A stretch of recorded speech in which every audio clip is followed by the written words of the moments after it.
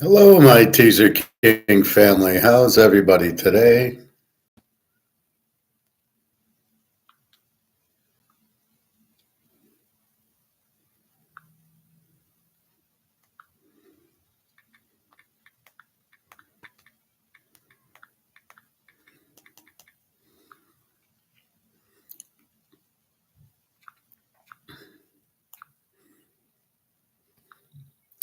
So, first, let's take a look at gold, and we're going to take a look at a few other things related to gold and some economics.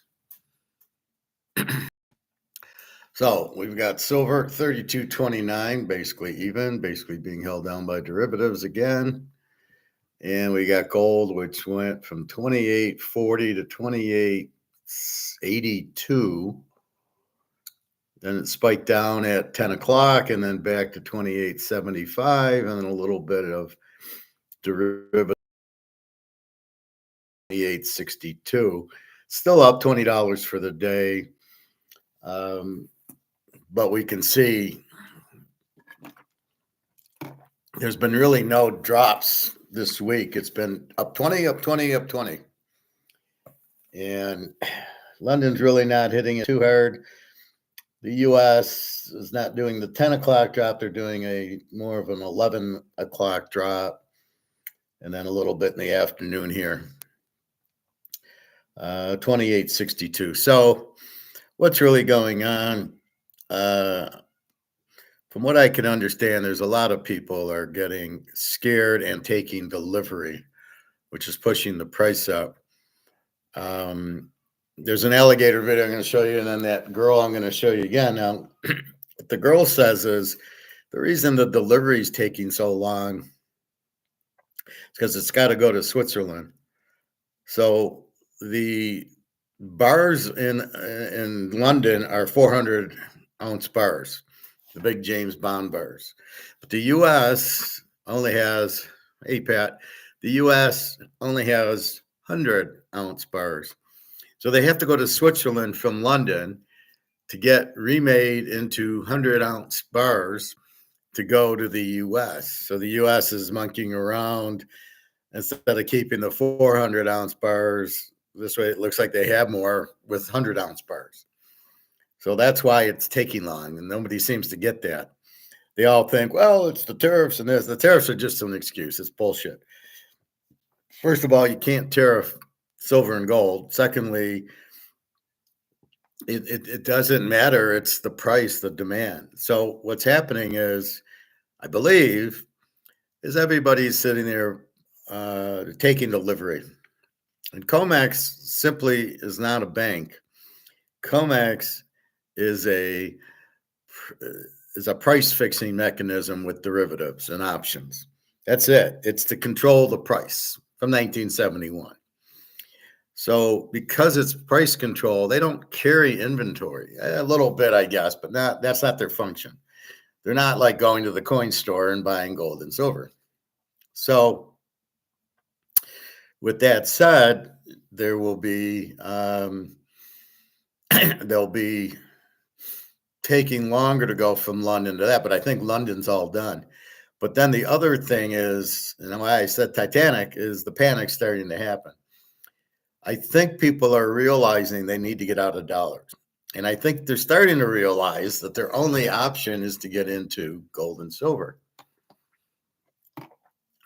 because you can't print gold and silver that you can't lose value on it. And it's the only thing, because all the other currencies you can't go into. If you're getting out of dollars, you're getting out of everything. So it's just funny how people want to say, well, they're it's the tariffs. It's people don't understand. It's they're starting to get it finally. So the Titanic is sinking. Comex is sinking because everybody wants physical. There's not physical in Comex. They're going other places for physical, which leaves Comex pricing not even close to reality. This 28.62 right now is meaningless. It's not real. We know it's just a bullshit price.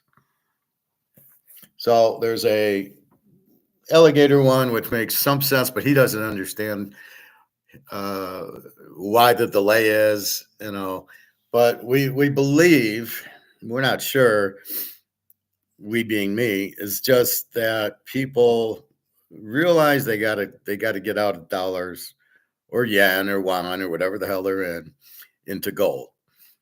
And they're all trying to take delivery and they can't. And this is going to go into silver. Silver, you can see, is at 32 something today. I expect silver will start doing the same thing as gold soon. Not yet, but soon. As soon as COMEX breaks and it breaks gold, it'll break silver. And then we'll see silver at $50, $100 an ounce. Well, it's coming. But just hang in there. It's coming, but it's not here yet. Where gold, you can see, is here, and the inclination is to get my gold. The inclination is we'll take gold because it's the gold standard and it's worth more. So the Titanic is finally about to sink, and the silver will follow soon. And everything's going from London's just about gone. Do not do this PAC, PAG, or PAZ, whatever the fuck it is. It's a crypto. Supposedly you own gold, but you don't actually have it.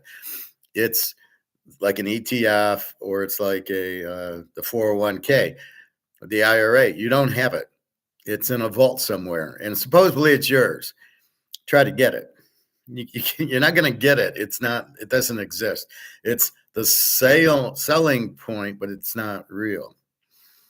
So I just shake my head when I was working. So my position got eliminated on Monday. And I'm like saying these people are idiots because they should get rid of cash and buy gold with it. Now it's getting too late. And they're going to be sitting in cash and it's going to be worthless. And we'll have a good laugh because people in there, my friend in the 401k, Luke's friend in the 401k, refused to get out. They'll be broke. Warren Buffett will be broke. He doesn't get gold and silver. It just sits there. Yeah, it just sits there and saves your life, is what it does. So we will see what's going on. And anyway, that's the point. So it's being diverted to Switzerland to make 100-ounce bars, which is why the delivery time is there. They're realizing COMEX doesn't have it. They're realizing the dollar's going out. Trump with the tariffs or whatever. They're afraid Trump's going to take the money like they did with Russia, where they stole the 300 billion or whatever from Russia, and they took it. So we see all this is going on. Hey, David. So here we go. We're going to see $3,000 gold very soon. And silver's inching up, but not yet. Still being held down by the derivatives because all the bullion banks are just fucked. They are so deep with these lower derivatives at $22, $24, $25 silver that once silver goes, they're fucked. They can't do it. So these banks will go out. You must be very careful to not have money in a bank. Do not think you're going to get it out. I've shown you China clips where the people in China can't get their money out, and I can re-show it if you'd like. So China, you got a million yuan in a bank in China. They're giving you 5,000 yuan. Good luck getting the million out. And there you're dealing with communists, and here you're dealing with communists. Don't kid yourself. This is not free market. This is not classical Austrian economics. People in charge, they're all corrupt. So don't think you're safe in bonds, stocks, the bank. Just understand the money will go out and the money will go into gold. And everything valued in money goes to zero. And then things that get valued that have a value will go, what will you buy? I'm not going to buy a Bitcoin, but I will buy a Rolex. I'd buy a Nano card. So there's got to be demand for what the products are. Golf clubs. Yeah, I'll probably buy with an ounce of silver. I'm not going to, how much will that cost? But there's still interest in golf or tennis or baseball and football and stuff like that. So here comes, people are realizing that the Titanic or the dollar is now 99% in the water. And here comes the frenzy. This is what I was alluding to, that when it happens, the frenzy to get out of dollars and into gold is going to boost the gold price way up. And that's about what's happening. This is nothing. This is 28, is not anywhere near the top, and it's still delivered, still derivative paper. It is not physical, and there's not enough physical to go around. So it's going to secondhand, like football tickets, right? The Super Bowl, they probably come out at 500 or 1,000, but now if you want it, they're 4,000. So same thing with gold. Why would a Super Bowl ticket be worth more than gold? Right? Super Bowl tickets are going for 4,400, but you can get an ounce of gold for 2,800. So am I missing something there? That's the Super Bowl is worth more than gold. That shows you the outrageous things of gold, how cheap it really is, and how much it's been held down. But I think comex can't hold it anymore. Just about gone in gold, and then silver will follow. So let's go to, I was watching alligator. Well, let's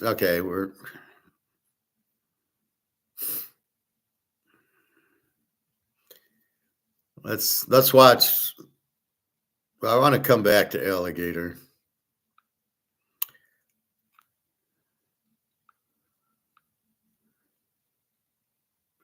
All right, so first we're going to look at this gold panic. Gold leaving London fast. What's happening? I don't know this girl, but I like what she's saying. First, we'll start with a quick Egon, and then we'll get to the girl. Central banks and major buyers getting into the gold market to protect against what I'm saying and what they are seeing clearly, which means that now it is so important to protect your assets. You don't remember, but you read about it, the Weimar Republic. In 23, towards the end there, gold went from $100,000 to $1 trillion. That's the final stage of a hyperinflationary period or an exponential move. I fear that we could get there. Of course, everybody thinks that we have the tools to stop it. We don't have the tools. If we had the tools, why has the debt gone up? US debt since Reagan gone up 60 times or something like that. But tax has only gone up 7 or 8 times. It doesn't add up, does it? Doesn't add up. No, it doesn't add up. It doesn't add up. For those struggling with high blood sugar levels, don't. All right, but we don't care if it adds up.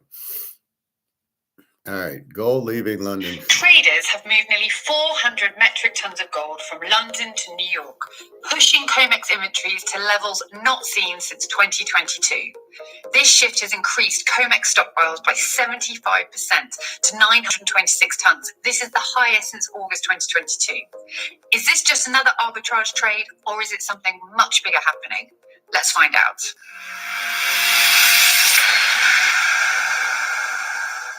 Last week, we broke down the so-called gold shortage in London and how an arbitrage trade was causing delays in physical shipments. And you lot loved it. But there's a lot more to this story. And today, we're taking it further and pointing out some pretty big holes. So is this just a bottleneck? Sure, it's not just a shortage. Well, the Financial Times and the mainstream media explain this as a simple supply chain bottleneck. There's too much gold moving too fast. And to a large extent, they're right. What we're seeing here isn't a sign that gold is running out. It's a sign that the infrastructure for moving that physical gold is being overwhelmed by high levels of demand that are rarely seen. Now, as we mentioned last week, Bank of England withdrawal times have increased from just a few days to between 4 and 8 weeks. And that's not because there's no gold, but because the sheer volume of requests is straining delivery systems. Gold must be processed, it needs to be transported and reallocated, and that takes time. Now, despite reassurances from the LBMA that London's gold reserves remain stable, leasing costs for gold have skyrocketed from 0.5% to 12%, a clear sign that the system is under pressure. Now, the system is stretched, but it's not broken. The real question is, why is demand shifting so dramatically? And what does it mean for the future? The bar size mismatch could be a major logistical issue. One overlooked factor here is the difference between the gold bar size between London and New York. London standard is 400-ounce bars, while Comex in New York only accepts 100-ounce or 3-kilo bars. Now, this means that much of the gold moving to the US must first travel to Switzerland for refining before it reaches Comex vaults. And this extra step in the supply chain adds significant delays and further tightens liquidity in London. So this isn't just about tariffs and arbitrage. The sheer logistical complexity of resizing gold bars is adding to the squeeze. And one other thing, China and the US, they're in a silent gold war. Now, for years, China has been pulling physical gold out of London. The so-called China premium emerged back in August 2023, when prices were up to $60 higher per ounce compared to that in London. Now, by October, reports confirmed that Chinese entities were taking delivery of gold straight from New York. And in November, a US bullion bank was even found facilitating a shipment directly to China. At first, New York... That would be JP Morgan. Now, why am I showing you this? Because that's what's really happening, right? They got to go to London, 400 ounce, to Switzerland, where they make them into 100 ounce. But when you listen to Alligator, he doesn't have an answer. I don't know why. I don't know why it's taking longer. This is not about tariffs. This is about people realizing the dollar is gone and realizing the only hope is physical gold. That's what I say. So here comes the frenzy. And you can see the price rising, but it's still derivative price, not physical price. So I don't know why is it coming into the U.S.? Has all our gold been in London and not in Fort Knox or not in the Federal Reserve? Why would we not hold our gold in the U.S.? Why would we hold it in London? So it's coming back from London. They're rehypothecating it. Well, why? Why are we bringing in this gold? Is it to pay off the COMEX derivatives that we owe? Yes, because they got to take delivery. That's what I think is the biggest thing. If it's just us taking our gold, why the fuck is it in London? But then we owe on these derivatives, so we got to pay. We got to give physical. The bank she's talking about is JP Morgan, who's sending the gold directly to China. So when you guys say, well, maybe JP Morgan has the gold, no, they are just getting paid and shipping it to China. So JP Morgan doesn't have, they maybe have a little bit of gold, but they're less having gold they're just selling it to China. They're just traders. That's what JP Morgan is. So China's getting it. We know China's got 80,000 tons of gold. Russia's right there with 25,000. India with 30,000. U.S. maybe we've got 400 tons that has to go out to pay off the COMEX. But keep in mind, the COMEX isn't real. It's just a price fixing thing. It's not a bank. It's not, oh, let me get 10 bars out of the back. They don't have much in there. And apparently maybe it was in London, but COMEX is out. So they're bringing it in from here. But if COMEX doesn't have, COMEX is gone. And that's what I'm thinking is happening. So COMEX is trying to settle up, and they're getting the fuck out because they can't keep keeping the price down. And you can see it's at 28.60, up another 20. I think we'll see 29 by Friday. Today is what, Wednesday. I think we'll see 2,900. So if you are fortunate enough, probably like Pat, like me, so I got about 60 ounces of gold. So every $100, I make 6,000. So I just made almost 300. It was in the low 600, 2,600s, 2,700, 2,800. That's $12,000 I just made in a week, and people don't call it an investment. Or Alligator keeps saying, well, it's not gold going up. Well, then what the fuck is it if it's not gold going up? Certainly it's worth more, so yes, it is going up. Pat, the whole paper game is almost done. I agree with you, and you can see what's happening. So the real key here that I'm trying to show you is demand. The demand for all this bullion is because they realize their dollars are worthless, and that's really the key to it, right? The gold is the key, and because the dollars are worthless. So all these companies sitting there doing this, and we're going to have good earnings. And when I was working, I looked at Bloomberg, and all the CEOs came on and said, "Oh yeah, we're going to have record earnings and this and that, and AI and all this bullshit." Every company, GM, Ford, their earnings are zero because because the money isn't worth anything. So they'll come out with gold. And so let's say you're GM and you're going to sell a car. I don't even know what GM makes anymore. A Corvette, maybe they sell it for $70,000. How much are they going to sell it for in gold? Well, the gold has to shift from 2,800 to 28,000, and the price of the Corvette will go from 70,000 monopoly money to maybe 5,000 gold-backed dollars. Probably be 1/100th or so.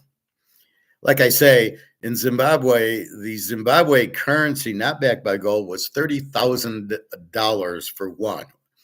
Look at the ruble. $1 buys you 100 rubles. So in gold, $1. Well, so if we're in Zimbabwe, it went from 30,000 to $1. It was $10 for a gold for a zig.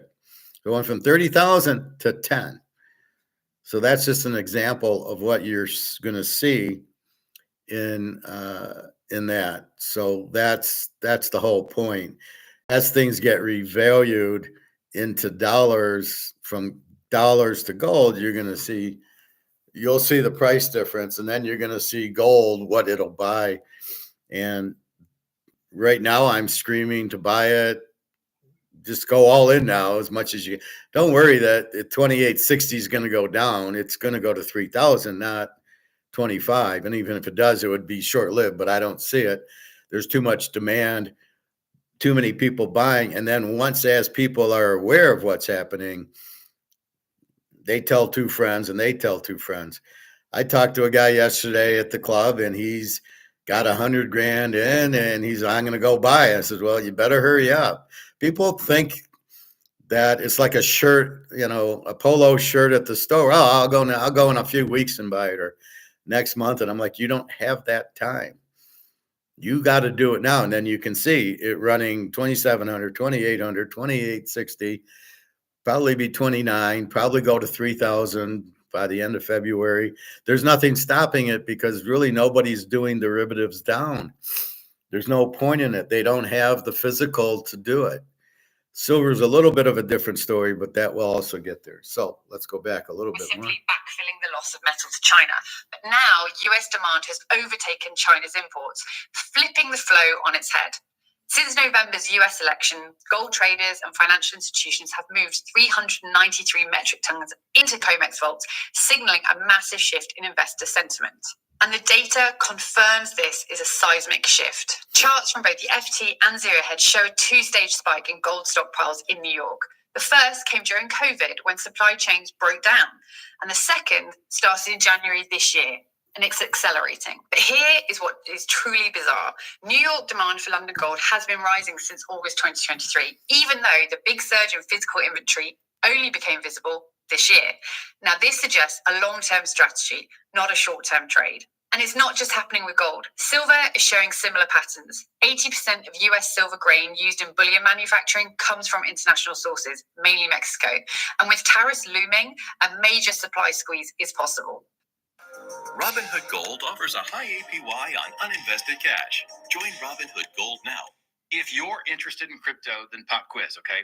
What the easiest, safest, and most is possible. Small shifts in central bank foreign exchange reserves could make a big difference to the white metal. At current spot prices, the silver market is valued at around $30 billion versus total foreign exchange reserves of $15 trillion. Shifting just 1% of global reserve assets into silver would be equivalent to 5 years worth of supply. This recent report from Bank of America highlights silver's growing monetary potential, noting that a mere 1% shift of global reserve assets into silver could account for 5 years worth of silver supply, a move that could drive prices sky high. So why is the US repatriating gold? Well, this isn't just a shift in trading dynamics. Gold repatriation is happening globally. Let's consider the following. Germany retrieved its gold starting in 2016 after years of delays. China and India have been steadily increasing their physical gold reserves. And now, is the US pulling gold back home at an unprecedented rate? Well, the status quo or the mainstream mindset is shifting. The current model upon which banks rely, the idea that gold can always be leased or borrowed, is it breaking down? The London gold market is highly leveraged, with only 36 million ounces of gold freely available for trading, compared to the 279 million ounces reported in vaults. Meanwhile, interbank gold lease rates, which normally hover below 0.5%, recently spiked to 12%, reflecting intense pressure in the market. Now here, standardization could help, but traders like arbitrage. The lack of a standardized global gold bar system adds unnecessary inefficiencies to the market. Every region has its own standard. London prefers 400-ounce bars. Comex accepts 100-ounce. China demands 5 nines, and India favors 1 kilo bars. So you got to ask, would a standardized system solve this crisis? Well, maybe, but traders love arbitrage opportunities, and the difference in bar sizes allows them to profit from price discrepancies between markets. And as long as there's money to be made, there's little incentive to change the way that things are being done. So how are these tariffs, which are apparently causing these issues, impact gold prices? Well, the immediate reaction to tariff concerns has been a rush to move gold into US vaults. But the bigger question is, how will tariffs actually impact gold prices in the long run? Right now, opinions in the market are split. Some believe tariffs will be inflationary as higher import costs get passed down the supply chain. Okay, so I gotta stop that. First of all, that is not inflation. Prices are not inflation. Inflation is printing money. So tariffs are not inflationary at all. They will make prices go up in markets that prices can go up. Coke can't make it $10 for a 2-liter if Pepsi's at $2 for a 2-liter. Everybody will buy Pepsi. Coke can't sell it. So why would the tariff price, why would silver or gold go up because of the price? It doesn't work like that. The market sets the price regardless of cost. So even if it was more costly, your price isn't going to go up from that. It's right now it's derivative. If we get to free market, it'll be times 10. So tariffs are not inflationary. No such word. Prices going up are not inflationary. It's only the supply of money being inflated is the inflation.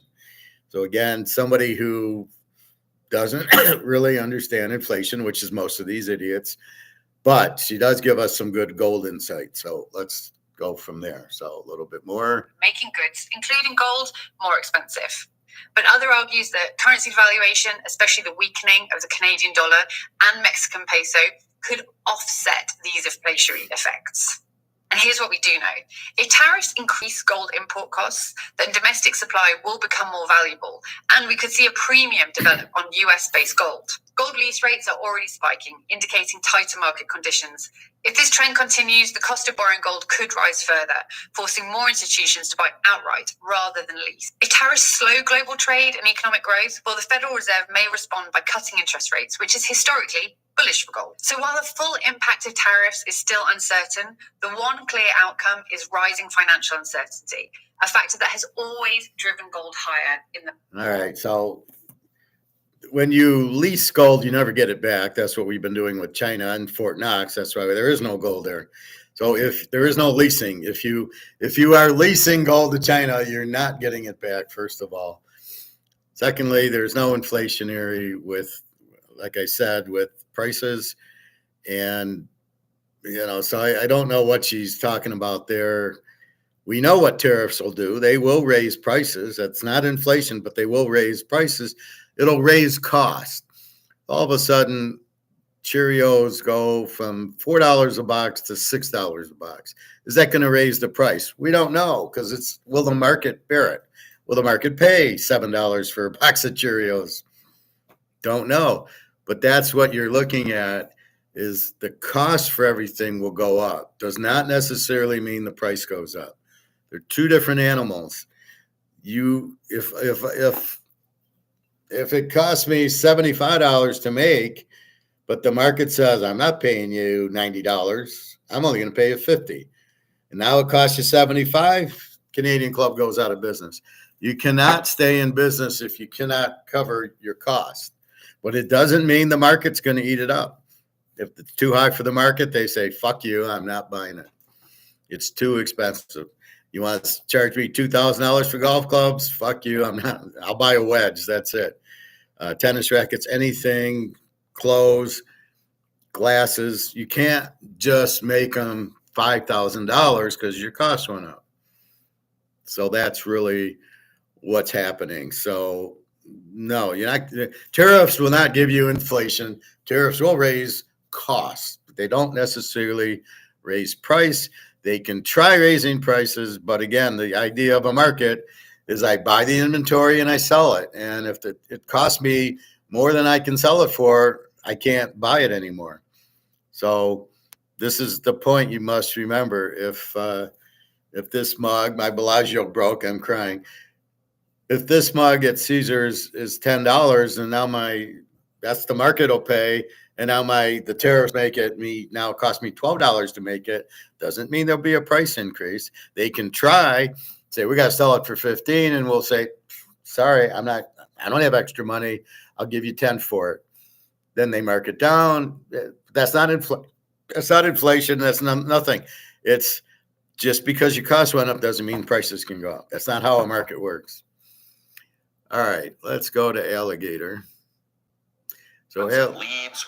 All you have to do is I think that we are in the early stages of the comex. It's been difficult, according to our back office staff, in order to get even 1,000-ounce comex bars. We've seen stories that instead of a few days delivery, we're talking 4 to 8 weeks or more, with uncertainty around physical delivery from both of those. Again, that's because it's going to Switzerland. Why is this so hard for these guys to grasp? That's why I showed you what the girl was saying, because she was explaining it's got to go to Switzerland and go from 400 ounce to 100. But this idiot, he's spewing off. He doesn't know, which is what I try to tell you about these guys. You got to be careful listening to them, because they really don't know, but they want to know. They want to sound intelligent. Well, this guy doesn't know what he's talking about. Two exchanges.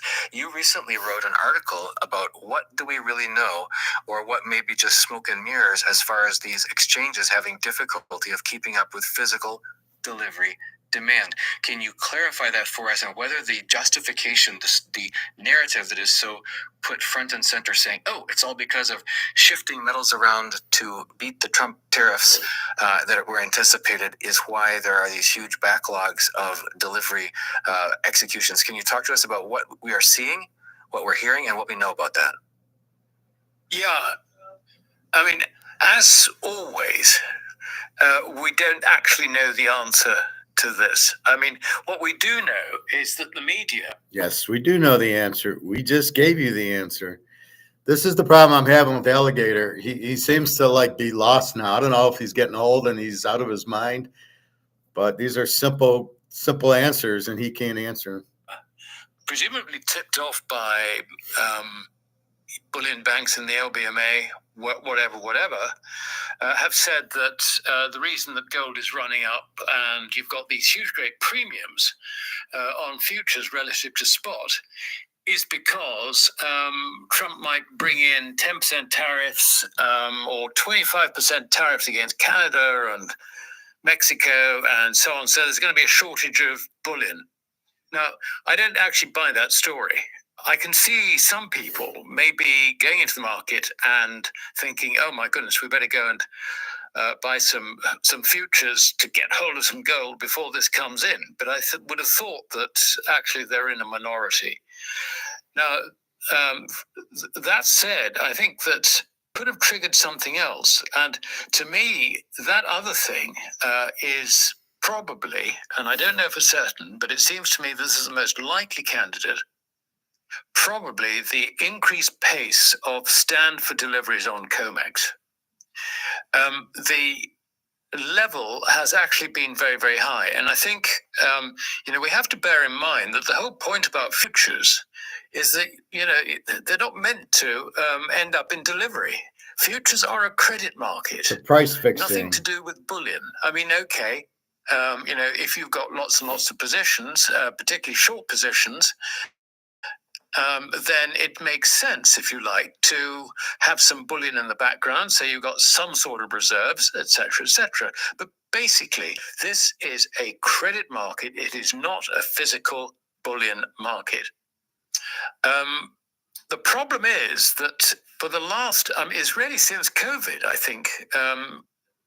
Certainly 2021, I noticed that these stands for deliveries, in other words, people deciding to go for physical settlement rather than closing out an expiring future, these physical demands, as it were, which are known as a stand for delivery, have been increasing and increasing and increasing.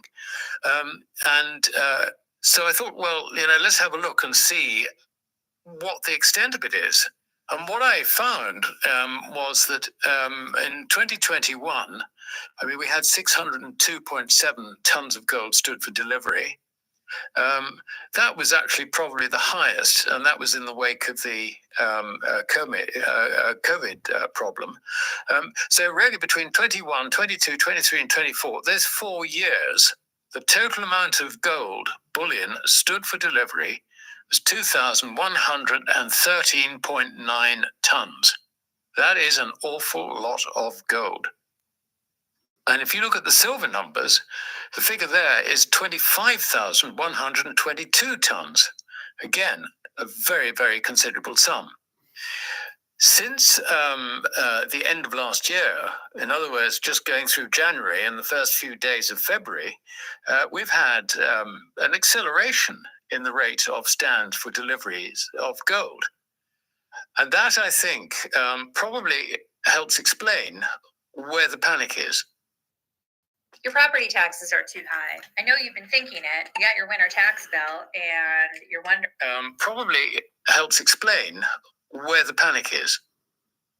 The reason this is important is that when it comes to getting delivery out of COMEX vaults, it's actually very, very difficult to do so. It's a long, protracted process.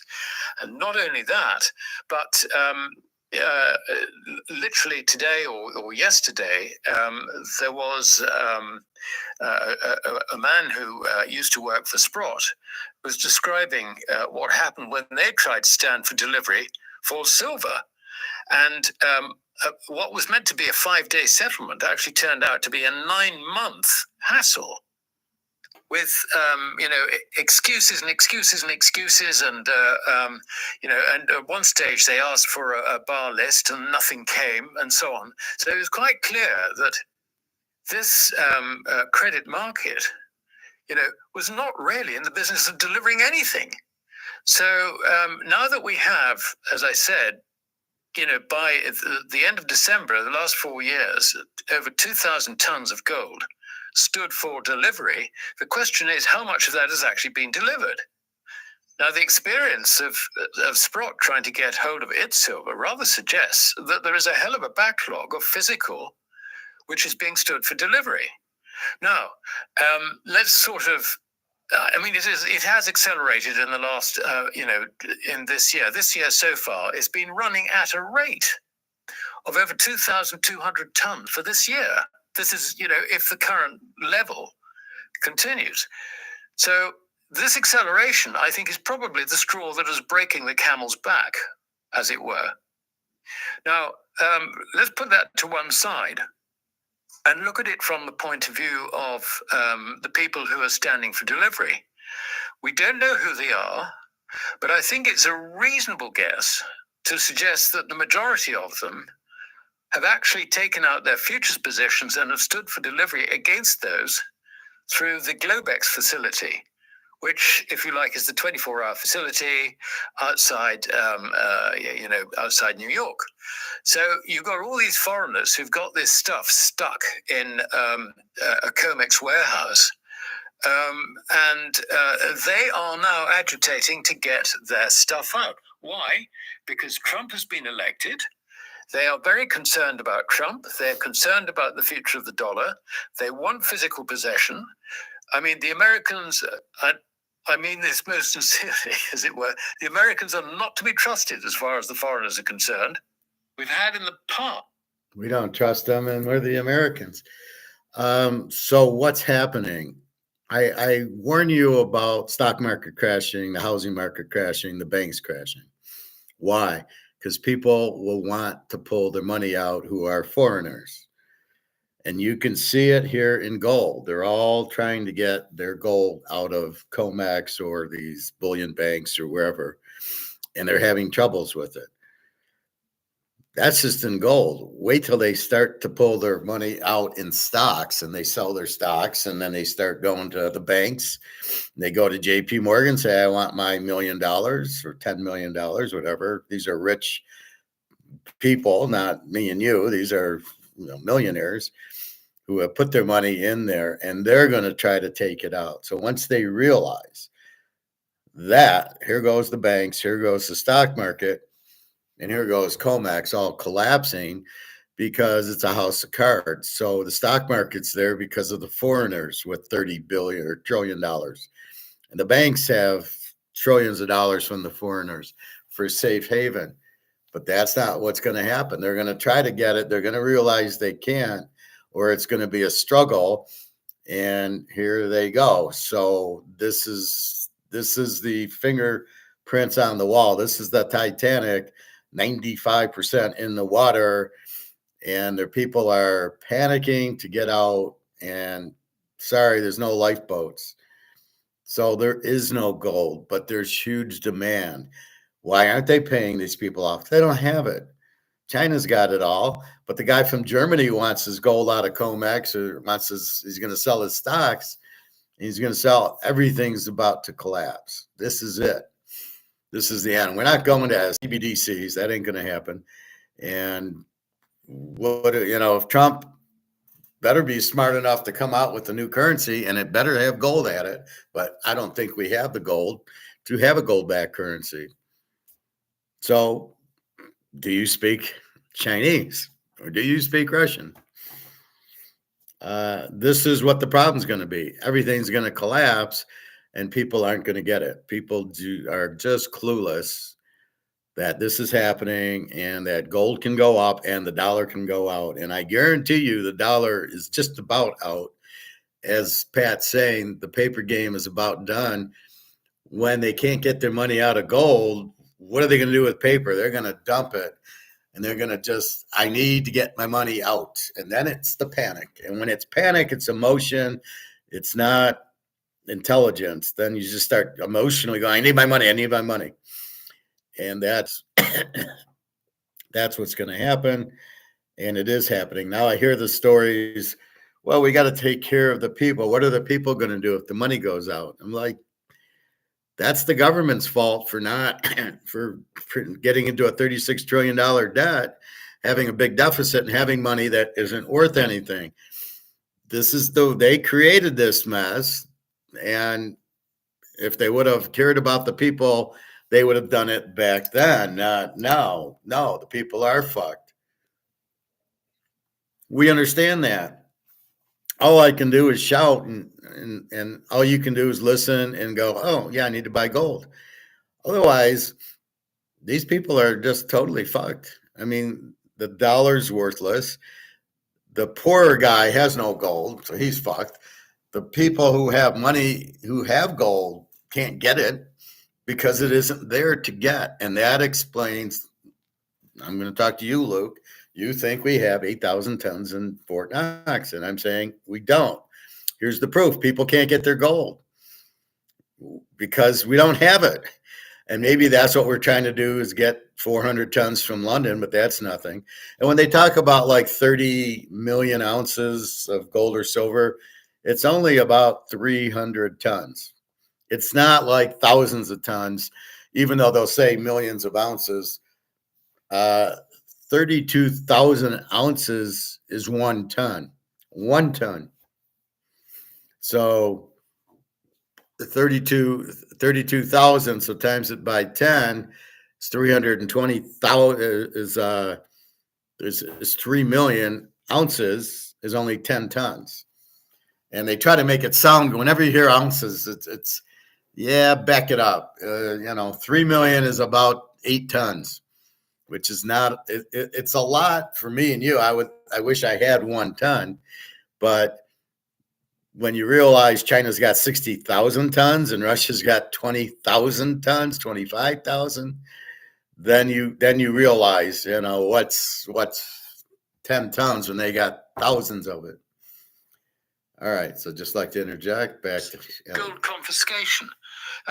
You just don't trust anything that the Americans say, particularly if you're a Chinese, if you're Russian, if you're in the global South, BRICS, and so on and so forth, which I would guess quite a lot of these stands for delivery are.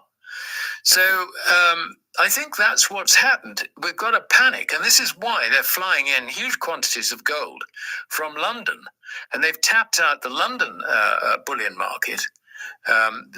And so much so that there is now a 4 to 8 week queue at the Bank of England to withdraw. So he doesn't get it. It's because they're going to Switzerland to go from 400 ounce bars to 100 ounce bars. That's why there's a 4 to 8 week thing. He doesn't get it. Poor alligator. He's losing his mind. Presumably leased gold from the Bank of England. So you can see that there's a real panic on here. And then this morning, Reuters reported, or it might have been overnight, reported that gold has actually been coming out of bonds, as it were. The customs houses in India. Now, this is gold which has not, if you like, cleared through into the domestic market. What happens is that the big consumers of gold will buy bullion, store it, as it were, in a bonded warehouse.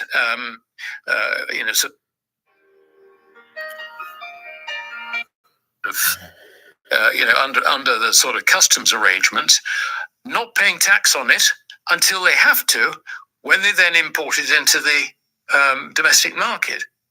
Even they apparently have been sending gold back into COMEX. So you can see that there's a huge shortage of physical gold, presumably because these stands for delivery are now coming home to roost.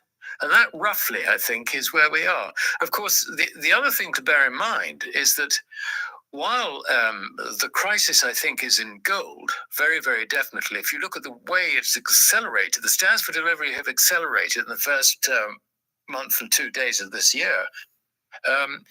You can see why that's triggered an enormous panic. But gold you can move relatively quickly. That is assuming that you can get it out of the warehouse, which is the other problem. As I said, the Bank of England is taking 4 to 8 weeks, according to the Financial Times, in order to release gold to lessees or an entity which might actually own it. I think with silver, it's a different problem because you can't really air freight silver. I mean, we're looking at, the last 4 years, something like 25,000 tons has stood for delivery. Now, I mean, you can't put that on an aeroplane. That has to be shipped. So you've got an additional factor, I think, when it comes to silver. And I don't think that's quite reflected in the silver price yet. Silver's beginning to move a bit, but you can see that this is, I think, in a nutshell, where we are with this, Donegan, is I think that we are in the early stages of potentially of a systemic crisis in these markets. So when I say COMEX is blowing up, you can see they owe 25,000 tons to deliver, and they don't have it. COMEX is useless. It's just a price setting thing that people need gold. People need silver. The idea of COMEX was to set prices, not to like I said, warehouse it. It's not a store to go in and give me 1,000 tons of silver. That's not what it is. It's all these contracts. But now the game was never set up for people to actually go shopping there and take physical. Give me 1,000 tons. It was never set up that way. And it's been 4 years and they're just ignoring it. And now they're fucking with the Chinese and the Russians and saying, I want delivery. Give me my silver. Give me my gold. And now the COMEX is being exposed for the Ponzi scheme it is, which is what I tried to warn you. It keeps the price low because it's all bullshit.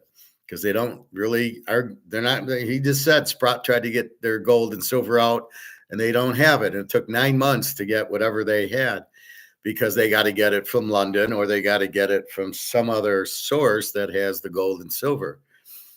But as soon as it's like the football games, like the Super Bowl, as soon as they don't have it, then it becomes secondary market. And that's what you see Katie bar the door, 28.70 gold. And then here comes silver.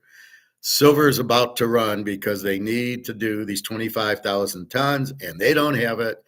And their demand is huge. So lesson one, if you have limited supply and huge demand, price will go up. You see the gold price and it's nowhere near where it's going. It's just infant starting at 28.70. It blew through. It was 2,700. It blew through that and it's blowing through $20 a day, which is really a joke.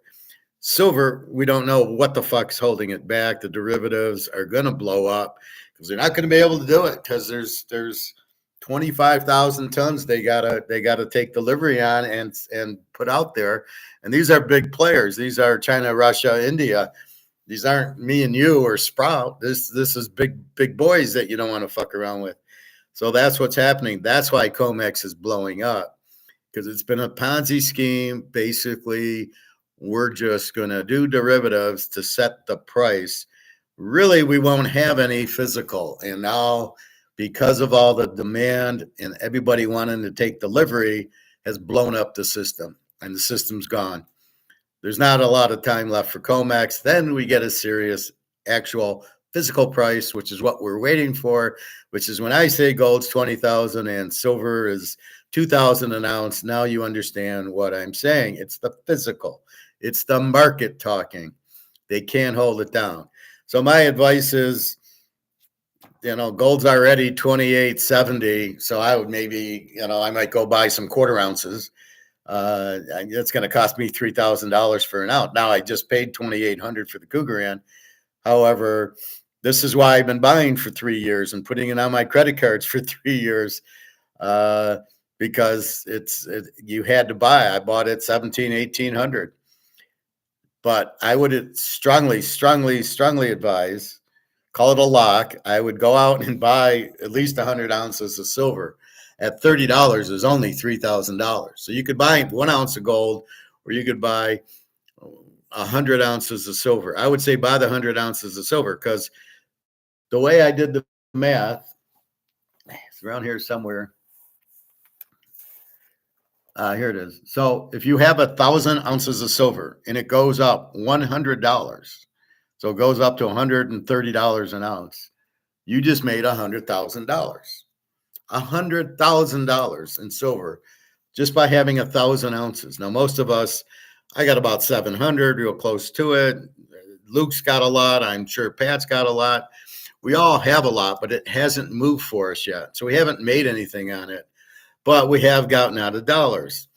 The dollars are collapsed. I say they're worth zero. Yeah, you can still go to the grocery store and your prices are more expensive, but you can still use it. And as I said to the gold dealer, my biggest fear is that you won't take my dollars anymore. Why would you take my dollars for gold and silver? So I get paid tomorrow. I will run with a little bit of my money and go to the store and buy probably silver. I'd love to buy one more quarter ounce if he has it. When I'm on eBay and I'm looking, the ounce goes boom. The ounce $29.75, $3,000. But the quarter ounce really hasn't moved. You can still get it for like $7.75, which I'm kind of surprised at. It's not moving like so. Gold's went up at the $100, 27 to 28. But the quarter ounce is still was maybe 730, 740s, 770, 780. It hasn't moved the way it shouldn't be under 800. And the half ounce you could get still for about 1,500, and the tenth of an ounce hasn't moved at all. It's still, you can get for 305, 310, which really hasn't moved. So I'm a little surprised the fractionals haven't moved, but the ounce has. So if you are going to go on eBay to get it, I would suggest getting it from a store or checking eBay and checking SD Bullion. I would never get from JM Bullion. The other one I would never get from is APAC, Asia Pacific. I don't know, APAC. They sell on eBay at probably $100 more. So you'll see an ounce for like 3,000, and then you see it's APAC, and then you go to SD Bullion or one of these others, and it's $29.50. So my advice is stay away from APAC on eBay, stay away from JD Bullion on their website. Try SD. So I would look on eBay and I would look on SD Bullion if you don't have my coin store. My coin store, he got tenth of an ounces in, but he's not getting quarter and halves. I found another store that has quarter and half. So tomorrow I might go buy a quarter, or I can go buy like 20 ounces of silver. The problem is when you got almost 700, what's 20 ounces do for you? But I'd rather have gold because, as we can see, gold's gone up $60 this week, silver 60 cents, maybe $1, maybe, but it's 32, but gold's like 28.60. Now, we are expecting silver, from my analytical, to go to start getting $50, $100. It will not be volatile, not physical. Paper will be volatile because they do derivatives. That is not physical. Physical will not be volatile. If you see, well, I don't have my Mano card, but let's say I have my Montana card. You see it for 110. It's not like it goes to 70, 110. It's 110. There's another market of 100 or 90, but it's generally 110 for the Montana, 110, 120 for the rice. They don't go down. They're not volatile. There's just a few more people with them, and so they have a little bit lower price because they need the money. Remember, people are selling and they're selling their gold because they need the money. They're selling their stocks because they need the money, and they're all bullshit anyway. Pat, you should only buy silver so you switch to gold later when the ratio is much lower. I don't agree with that, Pat. I think you should buy gold because gold's going to 20,000, and if I can buy it, I just assume make more money. Now, will the ratio go to 10-1 as we think? Probably, but I would still get in on the gold fund. Gold is going to jump. And again, it goes $100 where silver's not going. So it works if silver starts moving at $10 a shot. 30, now it's $40, $50. Now it's up to 100, and now it's up to 200. Then I would agree with you. We haven't seen it yet, so you're preparing for it. But at this point, I would be much happier buying an ounce of gold, or at least a quarter ounce of gold, than the equivalent in silver. So if I can get a quarter ounce of gold for 800 versus $35, we'll say, for silver. So $800 worth of silver, 357, let's say 700. 700 would buy me 20 ounces and 1/4 ounce of gold. I'd rather have the quarter ounce of gold, depending on how much silver you have. If you only have 50 ounces, yeah, I agree with you. Go buy 500-600 ounces. But once you reach a point of having so much silver, I think it's just buy more gold, buy a little bit of silver, but the gold's what's moving. Like I say, now, if I can get my silver to move $100 like the gold just did, then I get $100,000. And then you'll never hear me bitching about they eliminated my position. Daria says to me today, she says, "I'm sorry you got fired." I says, "I didn't get fired. They eliminated the position. I didn't do anything wrong." Fired is, and it's probably just in Russian. I lost my job is what she's saying. And that's, again, the difference in cultures. And real quickly, that's my bitch about where I was working with all the Indians, and my boss was in Brazil, is that the culture difference. This guy's Brazilian. He has no idea how to talk to Americans. And I can't understand half of what he says because who the fuck knows what he's talking? He's mumbling in Brazilian. And that's the point. You've got different cultures who are thinking different ways. And the Indians, I asked my friend today who's HR, and I said, why didn't they give me notice? He said, it's just the Indian culture. They're cutting costs. That's it. There was nothing I did. It was just simply they're cutting costs, and then they just end it at that point. Now, that's it. So I'll get my check tomorrow, my normal, and then I get my 1-day check on Monday next week, which is fine. And I emailed my boss. It's gone through. Please approve it. So I can take a look. He'll probably approve it next week, but I don't care. I can keep an eye on it. But I asked the payroll girl, I said, why did I get in? She says, well, we deactivated it. I go, but I'm supposed to be able to get my taxes. It sounds like, well, do you not fucking trust me? Do you think I'm just going to put in 8 hours? I got to see my W-2 and my information. You don't deactivate it. So she reactivated it, and I did submit it, but I was like, what a bunch of fucking assholes. Oh, we don't trust you. Then go fuck yourself. I'll never work for you again. I don't work for people that don't trust me. So understand what you're saying, Pat, with the silver, but the bottom line, what you're saying is silver will go up. But what you're not saying is gold will go up too. And so, yeah, silver could get to 10-1. And you're right. And again, it's how many you have, but I still want to buy. I've been buying just about all gold except for those 2-ounce Maple Leafs I bought because he didn't have any gold, and I didn't have enough for an ounce, and he didn't have anything else, so I got the 2-ounce silvers.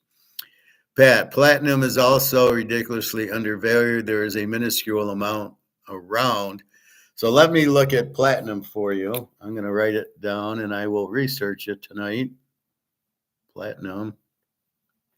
What's it going for? What's platinum's price? Go get it before it moonshots. There is already a frenzy in China for gold. The world is in for a shock. The whole clown show is coming to an abrupt end. Now you understand why I did the Wizard of Oz, the real Wizard of Oz, where they show the witches are just that, and the munchkins are this, and Dorothy's that, and the wizard's just a politician. He's all bark and no bite. This is why you can't watch regular news, because they're not going to tell you. And this is the problem. Everybody, well, I got my stocks, and they're sitting there in their 401ks. Well, I got $1 million, so I'm fine. I can handle the price increases, and it's got nothing to do with it. It's your dollar will be worthless. It's coming to an end. Nobody wants it. Everybody's going BRICS. Everybody's going into gold. Even the countries not in BRICS who want to join BRICS are buying gold because they know, well, I can't rely on the dollar. Now they keep saying it's because of what we did with Russia, where the $300 billion we stole from them. But that's not it. It's the dollar's worthless. It's printed to death. There's this $36 trillion debt. That's why it's worthless. It's got nothing to do with Trump and his tariffs. That's only going to hurt us because things the cost will go up. Maybe the price goes up too.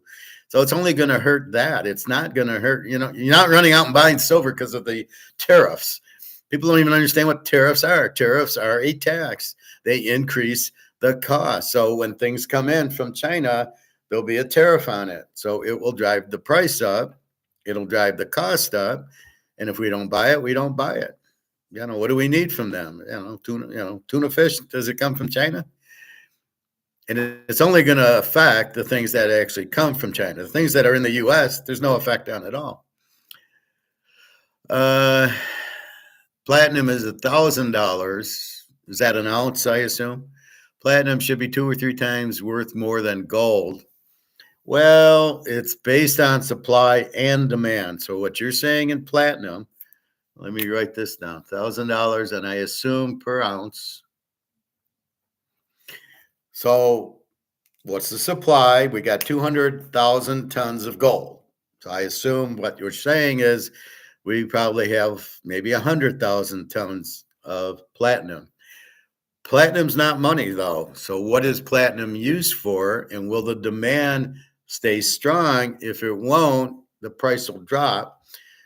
That's just what happens. Copper's money also, but there's a big supply of copper, I assume, because copper is very cheap. Russia gold frenzy, record demand of 75 metric tons in 2024. Well, Putin's got 20,000 tons in his swimming pool.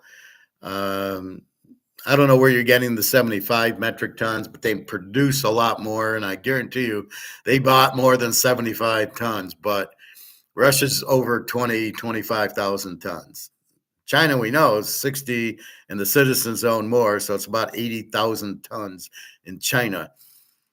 And he who has the gold makes the rules, as we know. Platinum has a lot of short derivatives holding it down. There you go, just like gold. So I assume it's on comex.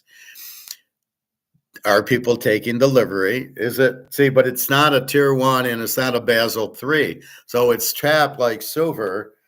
But I hear what you're saying. The reason I like gold now, gold is money, and they broke comex with the Basel 3. If platinum's on Basel 3, I agree. I think it'll break when silver breaks, when comex breaks.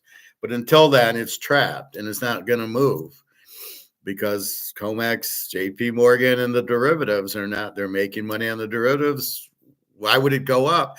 Until it gets priced by free market, I sell it, you buy it. Until we're the ones pricing it, it's not going to move, even though it should, even though it's limited. So silver's supposedly less than gold in supply. And you can see, forget the uses of it in the Tomahawk missile or the solar panels. It's money. Silver is money, just like gold is. And that's the biggest primary reason for it. So look for silver to really jump. Platinum will jump, but you got to break comex out. And until that's gone, it'll never jump. It just won't. They're not gonna, because they want to play the derivative game. That's the whole point of comex. We're not really selling anything that's physical. We're just playing musical chairs with paper money. So that's the problem with it. Russia is retail demand of 75 tons. What is that? So you mean people in Russia have bought 75 tons of gold?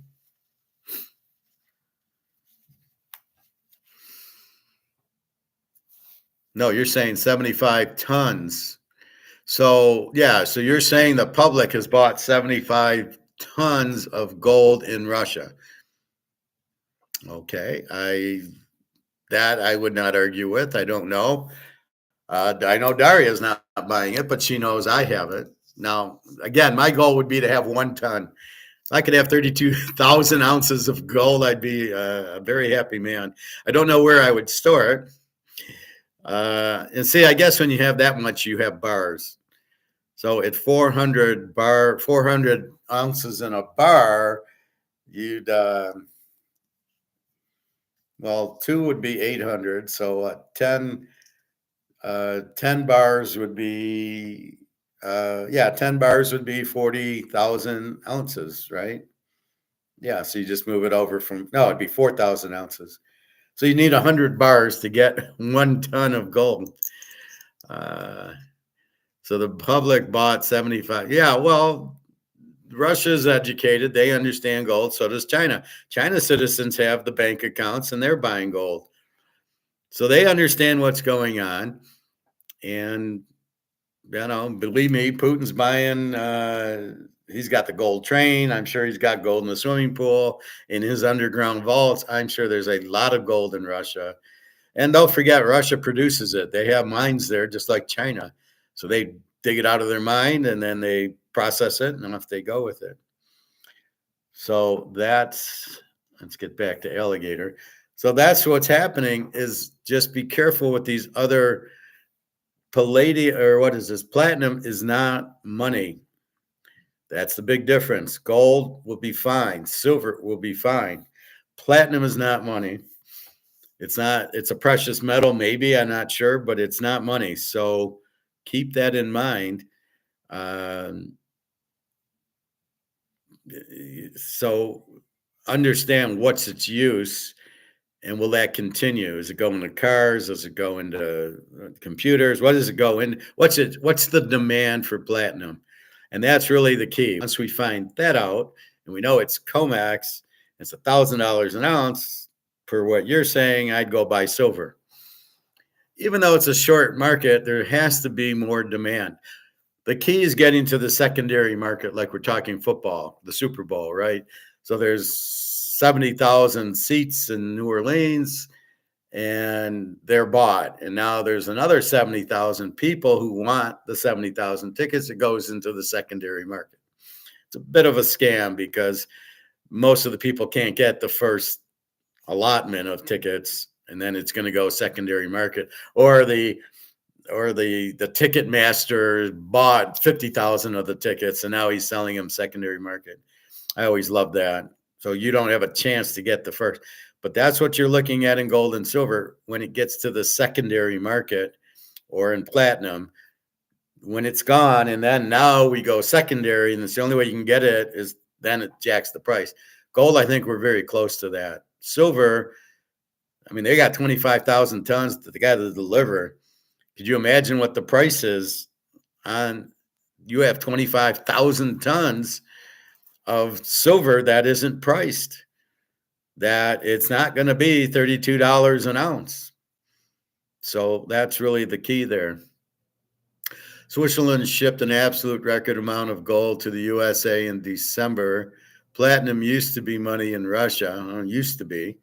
Yeah, so Switzerland shipped gold. So is the U.S. going to go on the gold standard, which will raise the price? Is the U.S. covering its derivatives, which is probably more likely? We will see. But, you know, we have our fake dollars to buy it with. So whoever's stupid enough to do that, and again, it only goes to Switzerland to be made into 100 ounce bars from 400 ounce bars.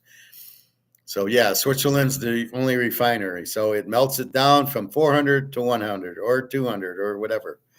So that's why it goes to Switzerland. They're the refiner. Even for Russia and China, it goes to Switzerland to be refined, and then it goes back as Russian bars, as China bars, as U.S. bars, whatever.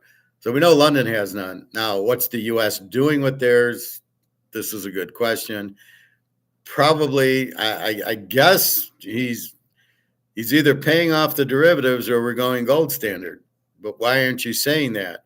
He's going to have to raise the price. If his thought is we're going to raise the gold price to pay off the debt, you're looking at 50,000 an ounce because there's not enough gold. You know, keep in mind, China and Russia have over 100,000 tons of the 200,000. 90,000 tons is in India for jewelry. So there's not a lot of tons left. We're probably, I don't know what the Switzerland amount was, but it's probably, well, what did we get? 1,000 tons from Switzerland? And I think that would be high. We don't have a lot of tons. There's not a lot of tons left at this price. My guess is that the Americans have to deliver to China in New York. Yeah, that's my point. So that would make it all the it's the derivatives that they have to cover, and that's where they're getting it from, and that's why the price is going up. And the question is JP Morgan stupid enough to keep doing derivatives to keep the price down so China can buy more? This is the question. In any case, a moonshot is coming very soon. Yeah, I like the little firecracker, the dynamite. Well, we can see it starting to happen. And what kills me is when people like see it, but they don't understand it or think, well, it's not going to go. I told my gold store guy, he got some pandas in from China, and he paid like $40,000 for it or something. He says, well, I'm okay unless the price goes down. And I said, why would the price go down? Why would the gold price go down? It's not going down. There is no reset. There is no okay, now it's going to be dropped. Nobody is selling the gold. Everybody's buying it. The demand is huge. That's what I keep trying to explain, is the demand for gold is huge because now it's worldwide and people are realizing they're fucked in money and they're all running to buy gold. They're trying to get it. Sprout and everybody are trying to get from comex, and there isn't any. There's nothing in the London exchange. This PAC or PEG or PEZ, whatever, it's a crypto backed by gold is bullshit because, well, we're keeping the gold in the London vault. Yeah, okay, just what I want, another ETF. So you buy that because of the gold. That's where you saw that 2,900 on Sunday, and I went in and I saw 2,900. And my first impulse was to go to eBay and buy something, knowing the price is 2,900. But as soon as it opened, it dropped to 2,800, and then I realized it's a Ponzi. So be careful looking at that as the price, because it was never the price. Went from 29 to 2,800. You can see we're 2,860 now. Everybody is telling me that gold will go down as it is a bubble. Who's everybody? I'd like to meet these idiots. I have to keep my tears back, laughing inside. I would laugh outside. How is it a bubble? It's still price fixed, and who in their right mind? Everybody's. That's my whole Titanic thing. You're getting out of the Titanic into the lifeboat because it's sinking. Why would you get out of the lifeboat and go back on the Titanic? Which is what would people be doing by selling their gold to lower their price to get back into fiat. Where else are you going to go? You're getting out of fiat to get into gold. Why would you sell your gold to get back into fiat? It makes zero sense, because if you're smart enough to sell your fiat to get into gold, you're not selling your gold. I don't sit there and go, well, I bought it at 1,800. I made $1,000 times all my ounces. Oh, it's time to sell now. No, because I'm in the fiat, and that's the whole point of buying it, is to get out of fiat. And so I'm still not selling it. It's not, there's not, as I tell you, unless it's something critical where you need to sell an ounce to get something, then I would say, okay. Otherwise, forget about it. You are not selling unless you absolutely have to. There's a bill that came due or something came due and you owe, and you got to announce the gold. You get your $3,000 and then you're going to use it to pay something. You're not selling to keep it. And you're not selling it, well, it'll go back down to 2,500. I'm going to buy it then. No, nobody's doing that. Nobody intelligent. And since the banks are the ones buying it, they are not selling it. That isn't going to happen. Oh, you have no idea how ignorant people are. Oh, yes, I do. I talk to them every day. And I know that these people have no idea because they're listening to their financial planner. I had a lady at work when I was working there last week, selling her silver to get into annuities at 9%. And when I got done laughing, I said, you don't want to be selling your silver. I said, go talk to your financial planner. And when he tells you not to go into gold, fire him, because that's not the right move. That's so he gets commission. And then so I talked to her Monday and said, no, I'm fine. Everything's fine. I got what I wanted to and everything. And that was it. Like she's saying, no, I'm fine in the 9% annuity. And I just said, do you not listen to what I say? Like, why is it so hard to listen and understand what I'm saying? It's very clear and simple English. The dollar has no value because they printed it. And the only place is gold and silver because they can't print it. What is so hard to understand? But I hear it all the time. These people think that inflation's prices, and they think, well, I got $1 million. So even if tuna goes up from $4 to $5, that really won't affect me. They're missing the point. The dollar is gone, and you can see it. Everybody jumping into gold now. That's why I'm showing you alligator. And the other gal was to say that it's going to Switzerland. That's why it's taking 8 weeks. But again, it's the demand for gold is through the roof. Therefore, the price will follow. Therefore, COMEX will blow up. And here comes silver with 25,000 tons following it. And then when COMEX finally does blow up, then yeah, platinum will go too. But I don't want to hold $1,000 ounces of platinum versus $30 ounces of silver. And I don't know which is more. Silver's very limited. You're saying platinum's very limited. I have no reason to doubt you, but $1,000, I'd rather buy a half ounce of gold because gold's moving. That's kind of my point. Financial funeral planner. Yeah, exactly. One person told me that the inflation is due to climate change. Oh, I would definitely listen to that person when it came to money. You must have a good time laughing. Give them my definition. Inflation is printing the dollar, the increase in the inflating the supply of the dollar is inflation. That's why they call it inflation. You're inflating the money supply, which makes it worth nothing. Very simple. How can it be climate change? What does climate change print the money? I mean, what is? See, they still think it's prices. That's the biggest problem is people think inflation's prices and they say, oh, wait, if we raise interest rates, people will save and not spend, and then the market and then the prices will come down. That's why they raise interest rates. It's to keep the price. It's in their mind, you'll put money in the bank and the price of the goods will fall because the demand's less and they're not selling it, so they have to lower their price. Oh my God. These people are running things. It's just amazing how stupid people. It's not that they're stupid. They have no idea because they don't teach Austrian economics, except for me, and they just don't get what's going on. My friend said I should write a book, and I go, well, I do a class every day. Although I am like, I see that girl I showed you. She's got like 70,000 subscribers and all, and I'm like, I got 700. I'm like, what the fuck? I don't know what I'm doing differently that I can't get 100,000 subscribers and I could help more people, but I don't know. But I do this instead of write. I'm more verbal than writing. I tell them that the dollar or the Swiss franc or the euro is like sand in the desert. Yeah, Austrian economics is king because it really explains everything. I agree. That's why I teach it. When I took Keynesian in my undergrad and I took Austrian, and I thought it was two different classes.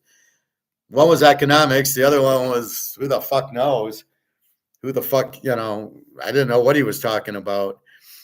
But that's the problem. Austrian economics is very clear. You print the money, it's worthless. Keynesian, you just keep printing and just keep printing more. They don't see the penalty for printing, but we do.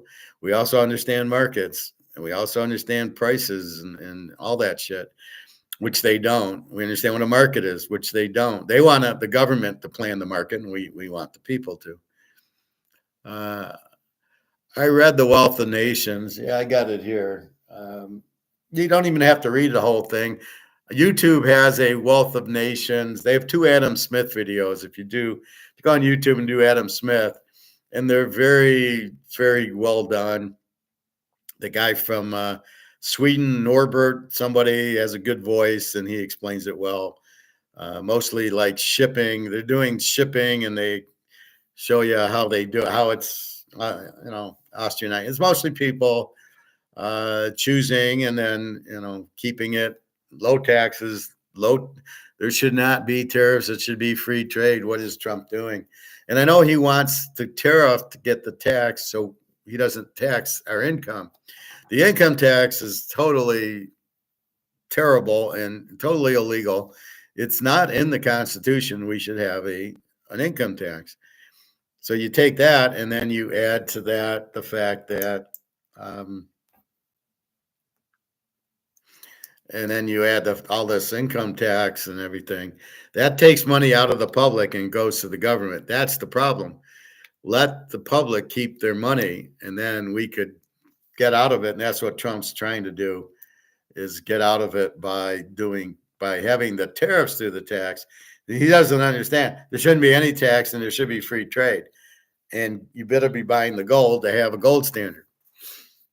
But I don't think he understands that. Adam Smith was a genius. I'm a lot like him in logic terms. So I see people and I read people and I feel people. So when I'm looking around at the pool or anywhere, I can feel people and I know exactly.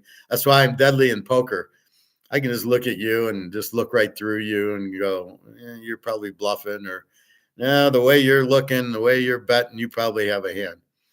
So once in a while, I get caught where I'm not sure if they're bluffing or not. But most of the time, I either know they're bluffing or they got a good hand. And I can just see it by the way they play 10 hands, what's going on. But, so that's the key to it, is just reading people, which is what Adam Smith did. He kind of just, he watched people and he got that going, hey, this guy wants to buy a cupcake or a donut, and a bakery opened up, and the guy across the street saw that and he said, well, I'll open up another bakery because people like bake. So it's basically understanding the market. What do people want? And then what will they pay? And then competition will lower the price, increase the quality. And that's what you're looking at. You have to watch the latest documentary, Gold, A Journey. Very well done. Hey, Bobby Bo, what's going on? Pat's here from Singapore. Haven't seen Luke yet, but I know I said 10:30, but I had to go somewhere, and then I was already there, so I went to the pool and did that. And we're watching Alligator as Comex is leaving us. Say goodbye to Comex. Say goodbye to the banks, say goodbye to the stock market, and go out and buy a bunch of gold before you can't get it. Not only will the price, there's three things. The price isn't going to stay at 28.60s where I go is going to cost me 29.70 if I buy an Eagle. Secondly, how long will the guy keep taking dollars? And thirdly, how long will there be gold there? Because there's only gold because people are selling it. So you got three strikes to worry about. It's not like just when we used to go to the gold store. He might have it because people are selling, but will he keep taking dollars? And I told him last time I was there, my biggest fear is you won't take dollars. He didn't get it. Thank God. So I can still take my dollars there. But I think as long as he can still pay his employees and pay rent in dollars, he'll take it, because that's his point. He doesn't get how limited gold is and how much it's going to go up. So the Gold, A Journey, is that on YouTube? I'll look for it. I might have watched it. I'm fine, Bobby Bo. I hope you're fine. I have a family friend that said he watches your content and he actually is in a bit of a depression. I don't mean to depress, I mean to help. He said that he got laid off job, that he swarmed in credit card debt. He said he really enjoys your content. Rest in peace, Silver Derivative Shorts. Yes, Pat. I told him to ask you for advice since you're the professor. Yeah, I'd be happy. Do we know what his name is? He can email me on, just go on to teaserking.com. You get my email. You can email me. It's fine. I'll be happy to help him. But he's got to act. He can't be depressed. Again, we're being stoic here. Marcus Aurelius. You can only control yourself, but keep calm. And how do you get out of it? And the best way to get out of it is he needs to look at a credit card as like a mortgage, right? Let's say you owe $300,000 on your house. Well, you're not paying that at all. You're paying a little bit each month for 30 years, presumably. And that's how you got to look at the credit cards. You're going to pay a little bit each month, but as you buy gold and silver, you can see gold's now 28.70 or whatever it was at when we started. You can see that, and we bought it at 1800. And again, so it's gone up $1,000, and basically we have, let's say, 60 ounces is $60,000 we made on it, and it hasn't even started to go up. I think that's right. So 1,000 times 60, 60,000. And it's not an investment, people say. I told him, how about the interest? Well, what's he going to do? He's Gotta just keep making minimum payments because let's say it's in Chase Manhattan, which is mine. Vanilla, your friend has to pay off the debt. The interest will only go higher faster. Yeah, but he's got to be able to buy gold and silver. And okay, let's say it's Chase or Wells Fargo or JP Morgan, the credit card. We all know what's about to happen to the banks as people, as they don't pay off their commercial real estate or their personal loans and mortgages, the banks will go under. Now, how do I pay a Chase credit card when Chase doesn't exist anymore? And so I'm not worried about the interest. There's nothing I'm going to make minimum payments and buy gold and silver. And then if I need to, I can sell gold to pay off a little bit more. So I think Dario wants to come here. I got a text from her today, and she said, I'm still a little sick, but she says, I want to come to you. And I said, well, come to me. I said, just get a visa, and I'll pay for the visa and the plane ticket, and you just stay here. I said, and we'll go to Vegas. And so I think that's what she's planning on doing if she can, because I really can't go there because of the war. They'll put me in jail as a spy because I'm an American. And I'll say, well, I'm here to visit Daria. And they won't care. They'll go, yeah, you're going to be in jail. Because they do that to Americans because they wonder what the fuck Americans are doing in Russia. They assume you're spying. So it's hard for me to go until this war's over, which should be another month. But I think Putin wants to end it. So there's nothing you can do about the interest, Bobby. But it's how much gold and silver. The gold and silver will get you out of it. And just, okay, does he have enough money to pay the card off? Probably not if he's worried about it. So he's going to get hit with interest anyway. So you'd have to see his whole financial picture. Is he working? Does he make money? Let me see. Did you say he was working? I told him to ask you for...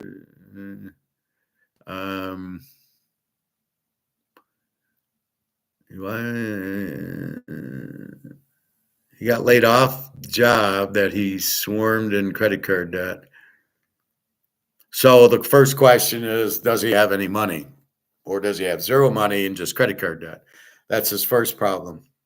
Then secondly, how's he going to pay off the credit card anyway? And then does he have money to buy gold and silver? I would say to have him buy silver, it's only $32 an ounce, which he can afford more than gold unless he buys 1/10 of an ounce of gold. But that's really, I mean, he's got to pay his rent or mortgage. He's got to eat. He's got to pay his utilities first before he pays his credit cards. So can he get a new job? I know it's a terrible economy out there. I was telling before, I said, I lost my job because they eliminated it. That's what they told me. And so Daria says, oh, I'm sorry you got fired. I said, I didn't get fired. They eliminated the jobs. It's not like I said I didn't do anything wrong. They just are cost cutting. That's the way the Indians work, unfortunately. They just, I'm bitching to go, where's my 2-week notice? Or at least let me work till Friday where I can at least start looking for work. But I'll keep my Social Security because I was about to cut it.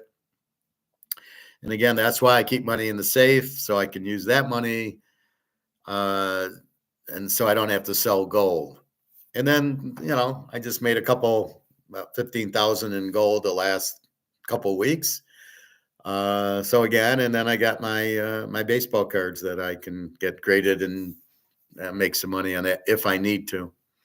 That's why you hold assets, real assets, not Bitcoin. That's gonna go. But yeah, feel free to ask me. Bobby, he said that his zero APR is about to expire and he owes about 20,000. Okay. Can you get another zero APR? I see them all the time. I'm at Wells Fargo and a zero, and then I get another offer and I just move it around. So see if he can do that. Where do you usually look for work, Professor? What sites? Indeed's the best one, but I'm a financial analyst or finance manager, so there's a lot there, but I think it's pretty broad. Or do you use any particular recruiters? I don't use any. I get different recruiters for this job at Teneco. Teneco actually contacted me, so it wasn't even a recruiter. I was going to be hired, but they put me on as contract probably because they knew what was going to happen, and they didn't want to hire me because then they got to give me a severance and all. It's more difficult. So by keeping me contract, they could just let me go. But again, as I'm tell Daria, I wasn't fired. I was they eliminated the position, which is really strange because I could have outworked anybody who worked there, and you should have let go of somebody else and kept me. That's like on a baseball team, you and Barry, and they let you go, and you're like, but our third baseman sucks, or our left fielder sucks. Why don't you get rid of the guy who sucks? Why would you get rid of me or Barry? That's kind of what they did. They got rid of me, and I'm like, what the fuck you doing that? I thought it was really bizarre. Pat, he could sell other things in a garage sale. Well, if he's got other assets. I mean, everybody's got 20,000 in credit card debt. Not a big deal. Again, the bank's going to go under soon, and all he's got to do is pay minimum. Just pretend it's a house or a car. You just got a car payment, and you just pay the car payment. That's all he can really do. He'll get unemployment. I don't know about Social Security, and then even if he has to go work at a bank or a restaurant or something, so he at least gets income. How's he going to pay his mortgage or his rent and his food? How's he going to do all that? He's got to think. That's why I have baseball cards. Is that's assets, right? And then the gold are assets. So you exchange your money for assets. So does he have any money? That is, yeah. So zero APR will expire. He can get another one of those. So the question is, how much money or assets does he have? And I wouldn't worry too much about the credit card as much as I would trying to buy gold and silver, because that will really go up. And so my thought was, a lot of my credit cards are gold. I bought gold.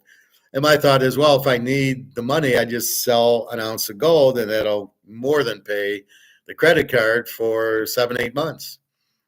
So that was my thought of putting the gold on the credit card, because the gold will go up and the credit card, and you want to pay the credit card in future money that's inflated. So if you owe 20 grand, he'll be paying them with inflated money. I mean, he'll be paying them with about 6,000. The money will be worth about 6,000 by the time he pays them, because it won't be worth anything. So he just has to figure out a way. What assets does he have? What money does he have? But I would be more buying gold and silver and then using that to pay down the credit cards and just pay the minimum on the credit cards. And I really wouldn't worry about it. And then look for another job. Should be able to find something, but probably not in what he was making. What happens if he misses a payment, though, while he looks for another job? Well, the bank will call him up saying, why did you miss a payment? He'll say, I lost his job.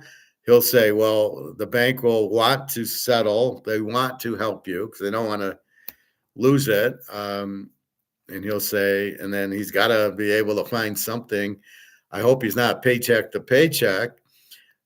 He's really got to not do that. He's really got to figure out how to get money. He's got to.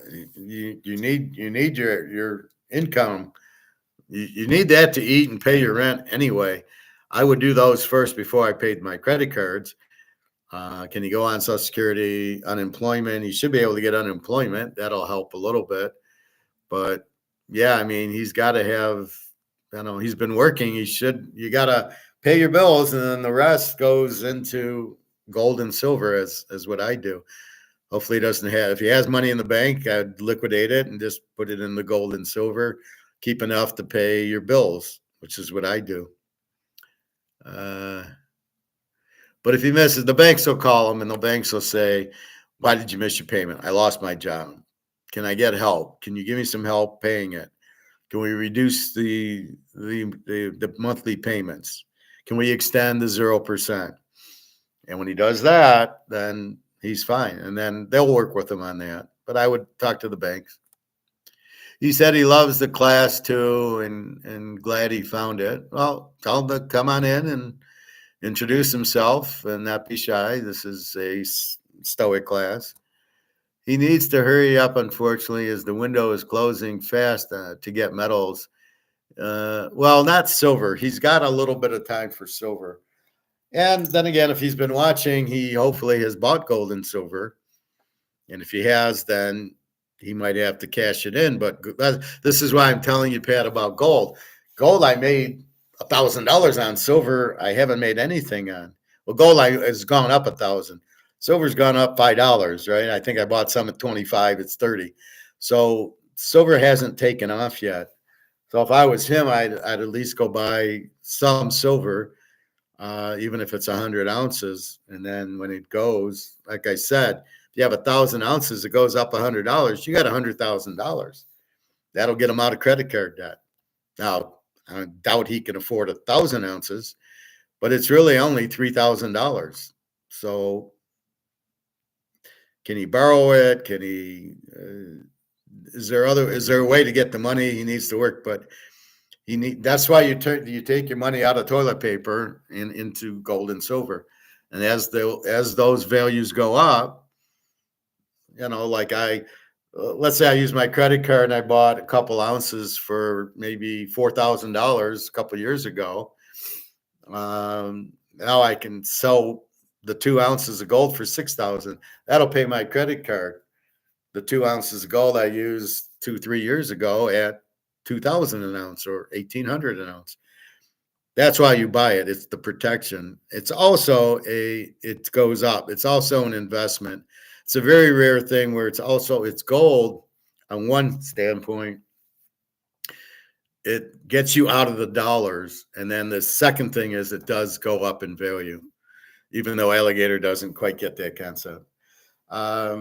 But tell him not to worry. The bank will probably go out before he has to pay it back anyway, and find a way he's got to get revenue. Sorry, he lost his job. It happens, especially when we're in the middle of a depression. Everybody's losing their jobs. GM just laid off another 15,000 people. I mean, it's just that's what's happening. Tenneco, before I got there, they laid off a bunch of people. And that's why I was surprised they brought me on. And I'm even more surprised that they eliminated the position. I just looked at it like, and then I said, is there any other positions you got here I can get into? And so they forwarded me to the recruiter I got in August. So I interviewed in August, and then I didn't hear. And then in October, I'm with Jenna in Italy, and then they call me. So it's always, I got to go on a trip to get a job. That's what happened in Barcelona. When I met Luke, I got the Harley job at the Philadelphia airport. I interviewed at the gate, and then 2 days later, I got the job. So it's just funny, but that's what's happening. So unfortunately, yeah, I hope he bought some gold or silver if he's been watching, but you can't be depressed. You're faced with a situation that you got to be stoic in it, which means you got to be smart. You got to be confident. You got to solve the problem. Where can I get money to buy gold and silver? Use that to pay down the credit card. You don't have to pay it off. You don't have to pay $20,000. You just have to make the monthly payment. And I know the interest rates will go up, but the dollar's gone anyway. So that's all I can tell you, Bobby, is it's just have them pay the minimum payments, and the rest you buy gold and silver, because that's your only option. That's how you solve the problem, is gold and silver. Yes, he does need to hurry, but I think he's got time in silver. It doesn't take much now to wipe out the silver inventories. Well, silver's got a very small inventory, like you're talking in platinum. So again, there's 25,000 tons owed by Comex for 4 years of they didn't cover the derivatives. So, and there ain't there. You don't just have, because Russia's been buying silver and China's been buying silver by the tons and tons and tons. So he's got to be careful. Yeah, I agree. Interest rates will go up, and even going to the grocery store, the prices are going up. But oh, really, it's the dollar losing value.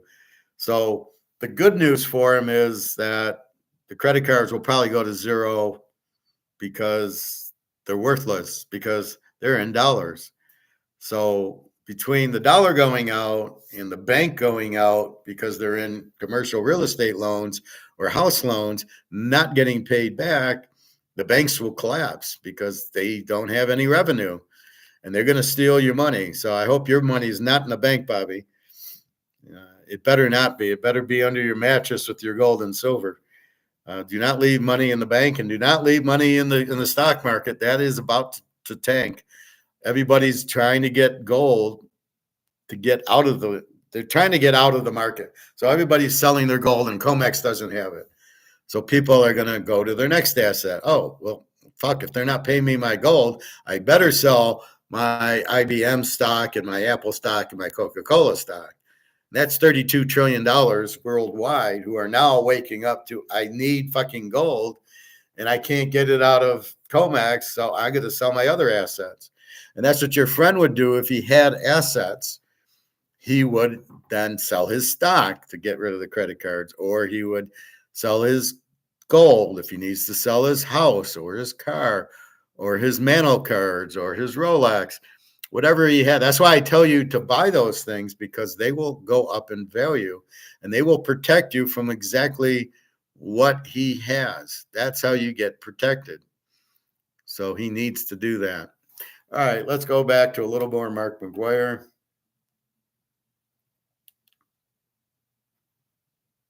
Or no, in a nutshell, where we are with this, Donegan, is I think that we are in the early stages of potentially of a systemic crisis in these markets, in the bullion markets.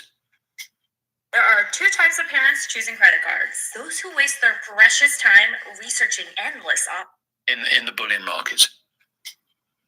This echoes a number of things that we've seen play out in the past. They say history doesn't repeat itself, but it rhymes. For one thing, Did he say history doesn't repeat itself? This could be the dumbest guy. I hate this guy. History repeats itself, not doesn't repeat itself. The fuck?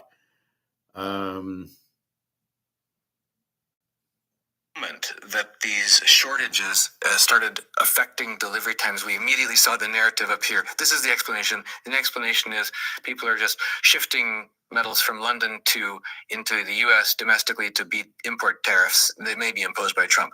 And yet, as you're explaining it, it sounds like it's much deeper than that. And actually, the more credible story sounds like that the dawning awareness on the part of people around the world, mostly outside the U.S., has been going on for years now, with sanctions against SWIFT system or against people in Russia and China, etc., and now sanctions against other political adversaries that Trump may be demonstrating to over and over again, that if you don't hold an asset that has no counterparty risk, you can be subject to being financial. Possession actually is very important. I think I can't handle that guy. As far as Global South was concerned, the first inkling that this was actually very important came from when the American NATO attempt to cut off Russia from Western financial markets by stealing, and there's no other word for it, and I don't apologize for using this word, by stealing Russia's bank reserves, alerted everybody to this. And in the St. Petersburg Economic Forum of 2022, this was something that Putin, majored on in his speech, and that was attended, I think, by over 80 nations and something like 14,000 representatives or something. I mean, this was a very well attended event, and the message was absolutely clear. And he said, you don't want to hold dollars, you don't want to hold euros. And if you've got any gold stored in the Western vaults, then get it out. So, and I think that message is trickling down. And of course, the problem, I think, in, sort of, if you like, in bullion markets generally, is that the really big boys, central banks and sovereign wealth funds and all the rest of it, are preempting gold before it even gets to the market. So the market is kept short of fresh supplies. The only stuff that really comes into the market, I guess, is sort of from friendly sources. But I mean, China's out, Russia's out,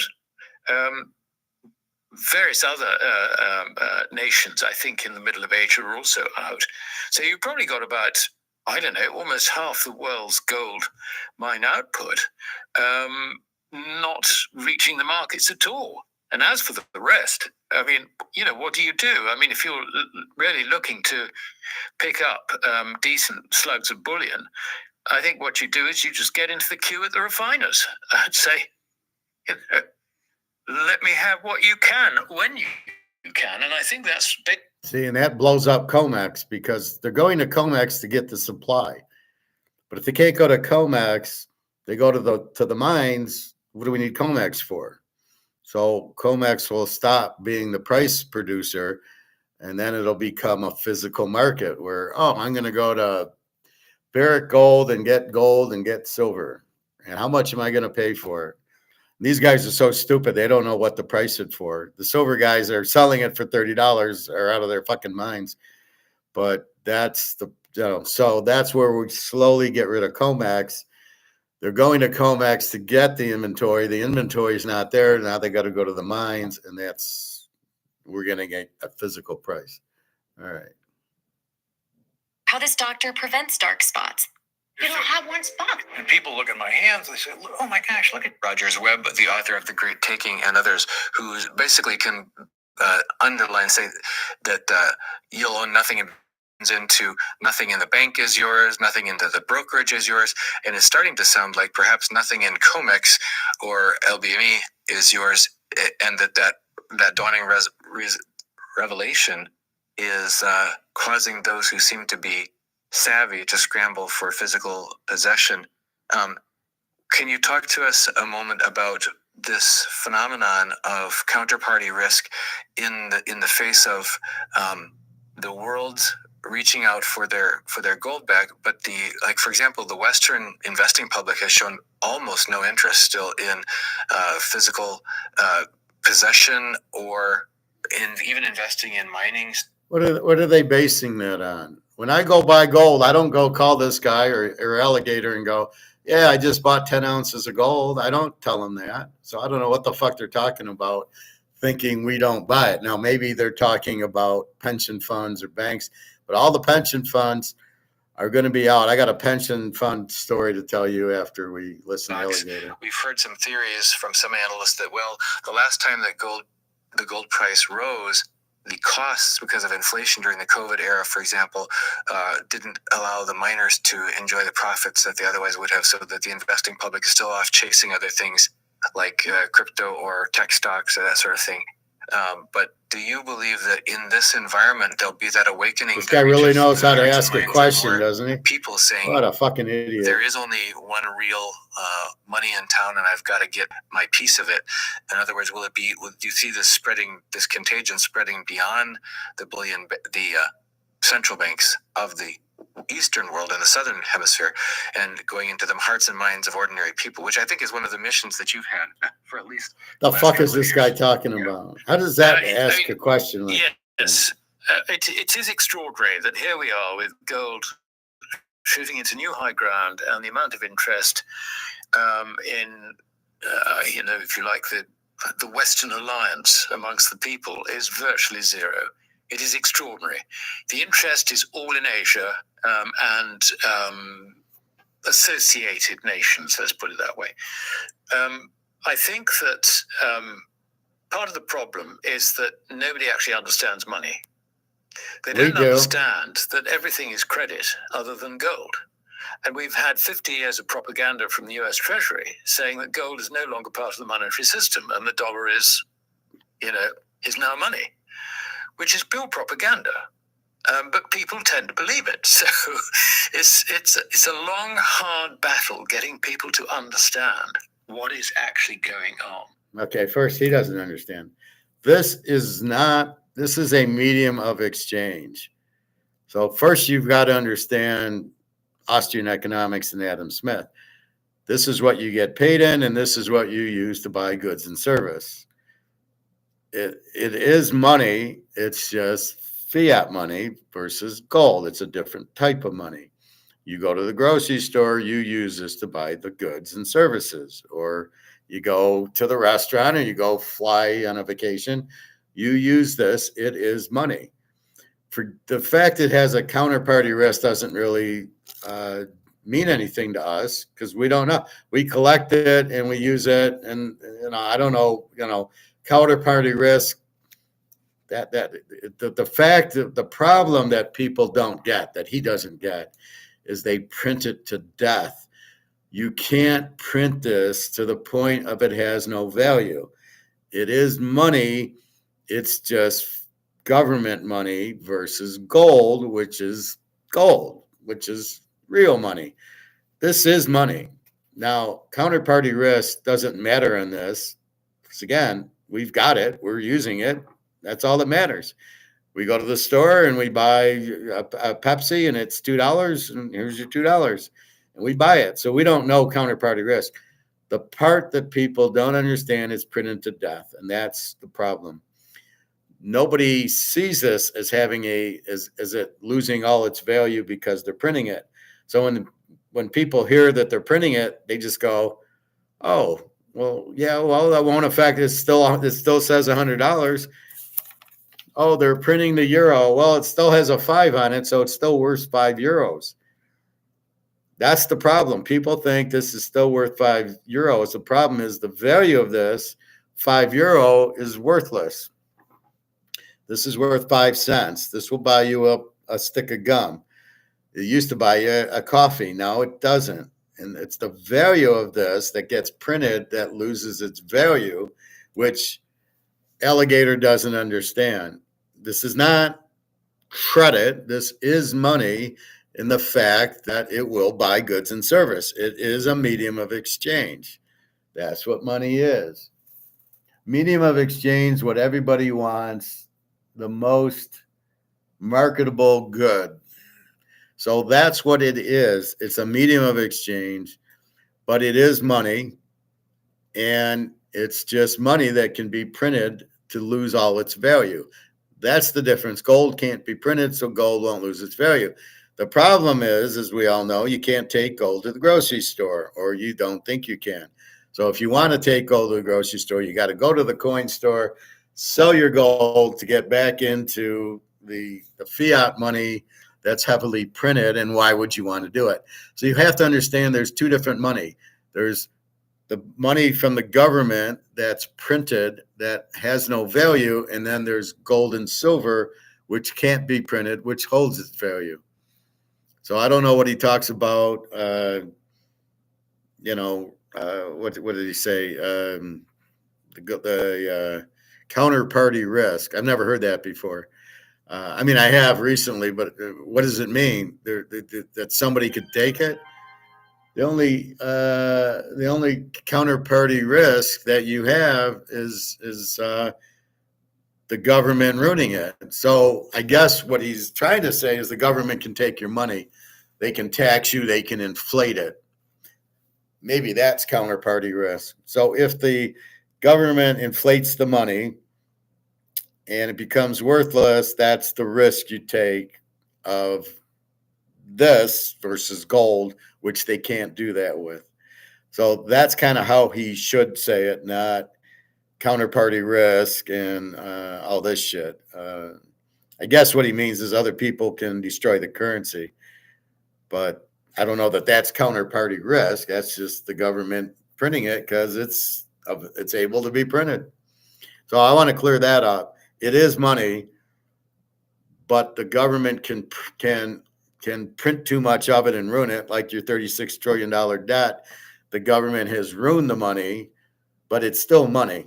It's not debt, it's money. All right. You've got the debasement of the currency. Inflation. To give you an Why do they call it you debase coins, you inflate paper? Why is this so hard for these idiots? idea of how bad it is in the UK, bear in mind that in 1932, before the second attempt at a gold standard was abandoned, one gold sovereign coin was worth £1, and you could exchange it at the Bank of England for £1. So you take your £1 note and you exchange it at the Bank of England for one sovereign. And you could do that on demand. That was the whole point about the gold standard. So that was 1932. It is incredible how many things you wrote about, things that were undeniably, even obviously true. Today, the value of a sovereign is over £540. That gives you an idea about the debasement of sterling credit. Inflation. Over the last 90 years. Now, it's a process which is now accelerating. So, and this is an important point. People think, okay, we see prices rising and all the rest of it. Inflation's what, CPI is what, 2.3% or something. I mean, for a start, you can't measure the debasement of a currency that way. The only way you can measure the debasement of a currency is by comparing it with real money, which of course is gold. Okay, first of all, it's inflation, not debasement. Secondly, since gold's been price fixed, you can't measure it in gold. Why are these guys so stupid and doesn't understand? If JP Morgan's been keeping the gold price down, you can't measure it in something that's been price fixed. You can only measure it in a Rolex watch that hasn't been price fixed. That's how I would measure it. Or your Mantle card or Montana card. You cannot measure it in gold because gold is not the real price. Pat, counterparty risk that your perceived asset depends on a contract with another party. And if they are insolvent, the contract is null and void and your assets are gone. Well, that's what they're doing. They're printing it. But this is not, if I go to the store with $100 and buy $100 with the groceries, there's no risk there. The risk is the inflation that they do by printing the money. That's the risk of you holding something that the government's killing the value of. That's the counterparty risk I'm understanding. The asset depends on a contract with another party. Well, in this party, it's the government. And if they are insolvent, which the government is, the contract is null and void and your assets are gone. Well, that's exactly what's happening, right? They're printing it and the asset's gone. And that's why you go into gold and silver, because they can't print it, basically. You can call it counterparty risk, but I call it you can't print it. And you can print the dollar. So technically, I like my way better because it's in English and everybody understands it. Counterparty risk, you're in bed with the government and you got to trust them, and they're fucking up the money supplies. So yeah, so the contract with the government is not a good contract to be in. And that's where I say, so to your point and your comment, that's the $36 trillion in debt. Your contract is being shit on by the debt. So how is your money worth anything if you got a $36 trillion debt? They're running the contract, right? So that's what you're saying. I meant for a stock or bond as an asset. No, it's fine, whatever. But even the stock, it's dependent on the company. So you have stock in Apple, it's dependent on Apple having earnings. And from what I'm seeing in the stock market, it's all crashing now too. All these companies are not making earnings. Apple's down. There's a couple other ones. Nvidia keeps getting hit. So the contract, but in stocks, it's always been you own part of Coca-Cola. And you're betting that Coke's revenues will go up and their company will grow. But there's a point of saturation where the company doesn't grow anymore. It's already grown. Like at $5, you can grow 10%. At $500, you're not getting 10% growth. That's why I laugh at people owning Apple and Microsoft and Amazon. There's no more growth to have.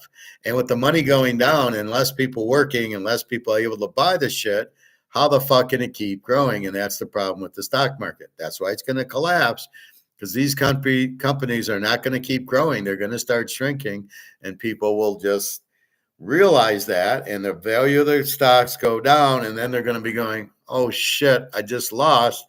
What should I do? The financial planner will put you in a different stock. The professor will put you in gold and silver. Well, in gold and silver, it can't go down. In, people drinking less Coca-Cola or less Apple, less people buying less iPhones at 1,600 because they don't have the money is probably more thing. So that's why that's going to crap, is that they can't keep with the earnings that the expectations are at, because they're not real, because they've been printed by JP Morgan and putting it into the stock to push the stock market up, say, hey, we're 44,000. In reality, they're probably 20,000. But because it's inflated dollars, it's monopoly money, then it looks 44,000 monopoly money is probably 5,000 in gold, right? If you go to gold money as well, right? I know it doesn't matter. Stocks, bonds, it's all paper. It's all get out of paper. Imagine also a broker who has your stock going bust, your asset is gone too. That's what happened in Attack on Wall Street. He had $60,000 in a real estate trust, which is he owns. Basically, they packaged mortgages, so as people pay, they pay at a higher interest rate. But since they delisted the mortgages, Attack on Wall Street guy lost all 60,000. That's counterparty risk. That's getting out of paper. That's what I warn you about. That can never happen with gold and silver physically. It can happen in ETFs and it can happen with this pack, but it can happen if you own the physical gold. That can never happen to you. Just like if you own the Rolex, if I own the Mahomes card, it can never be worth zero because I own it. It could be worth zero because it's priced in dollars, and now we go to gold, or we get the dollar's worthless, so this will go to zero in dollars, but then it gets repriced because there's demand in the new currency. So expect a new currency soon, because it's the only way. And how you're paying off the debt, you can only pay it off with gold. That's it. So if you are stupid enough to have a broker, ask him about gold, and he say, no, I don't get commission on gold. I'm not going to put you in. That's what I told that lady at work. I says, he's not going to tell you about gold because he doesn't get commission. I said, I would fire him. Oh, he's doing a good job for me. And I'm like, man, lady, you're too stupid to talk to. I think that's my problem with people. They're too stupid to talk to. That, except for here. Here we get it, right? Because I explain it and you understand it. But in the real world, most people are too stupid to talk to. Oh, my broker's doing fine. I don't need gold. It doesn't move. Silver, well, silver doesn't move. Silver's about to move, and you're selling it at $32 an ounce. Are you out of your fucking mind? Oh, my God. And here, what are we telling? Buy it, buy it, buy it. All right. Let's go to a little more alligator. We've seen in 2024, we've seen that the purchasing power of the dollar, measured in real money, which is gold, has declined by over 25%. That is an acceleration on the previous year. What we're now seeing, I think, potentially, is a crisis in Western markets whereby the credit system has entered into gold commitments which it cannot deliver. And what that means is that the value of the dollar, the purchasing power of the dollar, is going to decline even more rapidly because people will want out of the dollar and into real money. And then there's a third. So he doesn't get that the dollar goes down because you print it. the more you print, the less it's worth. And then what he's trying to say in English is if there's no demand for the dollar, it goes to zero. And there is less demand for the dollar because it's losing value, and everybody will get, it's like buying a stock, and you buy a stock and it starts going down, you get out of it and go to another stock.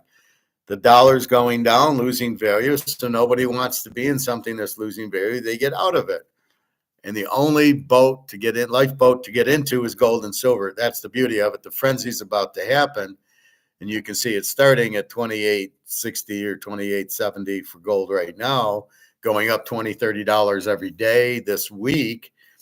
You just keep going. So you buy whatever you can buy, a tenth of an ounce, a quarter an ounce, half an ounce, whatever you can buy, it's fine. You're accumulating gold. And it doesn't matter if it's a tenth or a quarter, you just buy it. That's the goal, to buy as much, to get out of dollars. So you're trying to get out of dollars, and what you're getting out with is gold. And what I laugh at with him is he'll sit there and say, well, it's not people buying gold, they're just selling dollars. He's the stupidest man I've ever heard in my life. So if I go buy gold, I'm buying gold. Well, I'm really selling my dollars. Yeah, it's a double. It's a two. I'm selling the dollar to buy gold, you idiot. Oh, my God. He's such an idiot. Wealth is measured in weight. The rest is a giant scam. No, wealth is measured in value, not weight. What do you mean? How much you weigh? Wealth is measured in value. And it's yeah, if you have $1 billion, was Warren Buffett wealthy? Well, I don't know. He's got a lot of fiat toilet paper, but does that make him wealthy? I don't know. But the rest is a giant Ponzi scheme, scam. I have something with Madoff. What did Madoff do that was so bad? You gave him money and he gave you back 15%. I don't understand what's wrong with that. And then at the end, he can't do it, and he goes to jail. Well, what did the banks do? The banks sit there and loan you money that you got to pay back and charge you interest on fake money that isn't even real, and you got to pay them back. And let's say Wells Fargo goes out. Then what? Okay, Wells Fargo has gone out of business. You can't get your money out of the bank. Why aren't they going to jail? Or Chase or JP Morgan? So you have your money there and you're bailed in. They just take your money and that's it. What is different than what Madoff did? Right? Tell me, help me, because what Madoff did, at least he gave you 15% every year for like 20 years. And if JP Morgan blows up and your money's there and you can't get your money out, it's the same thing. And that's how I look at it. Weight in gold and silver. Oh, okay. So your wealth is measured in how much gold and silver you have. Yeah, I'll agree with that. All right, back to Alligator and his little fantasy. The problem, because as soon as people start really doing that in earnest, you've got all the debt that needs to be rolled over and nobody to buy it. So what happens to the value of that debt? Well, it goes down. In other words, the yield rises. And we are likely to see the yield on the 10-year US Treasury rise through 5% quite quickly. And I suspect it'll be on its way to 10% before very, very long. Now, don't ask me for a time frame on that. But I think the point worth noting is that when it gets through 5%, or if it approaches 5%, and we're 4.6% at the moment, then you're going to see an equity market crash develop. Why? Because we are in the biggest credit bubble seen in history. That is a consequence of going off a gold standard and not allowing successive bubbles to actually properly deflate, wipe out bad credit, bad debts, and all the rest of it, debt being the other side of credit, but just postponing it. Do you remember when we used to say they were kicking the can down the road? We're not saying that anymore because we can't kick it down the road any further. It's not a phrase which is in common use now. It's not an option.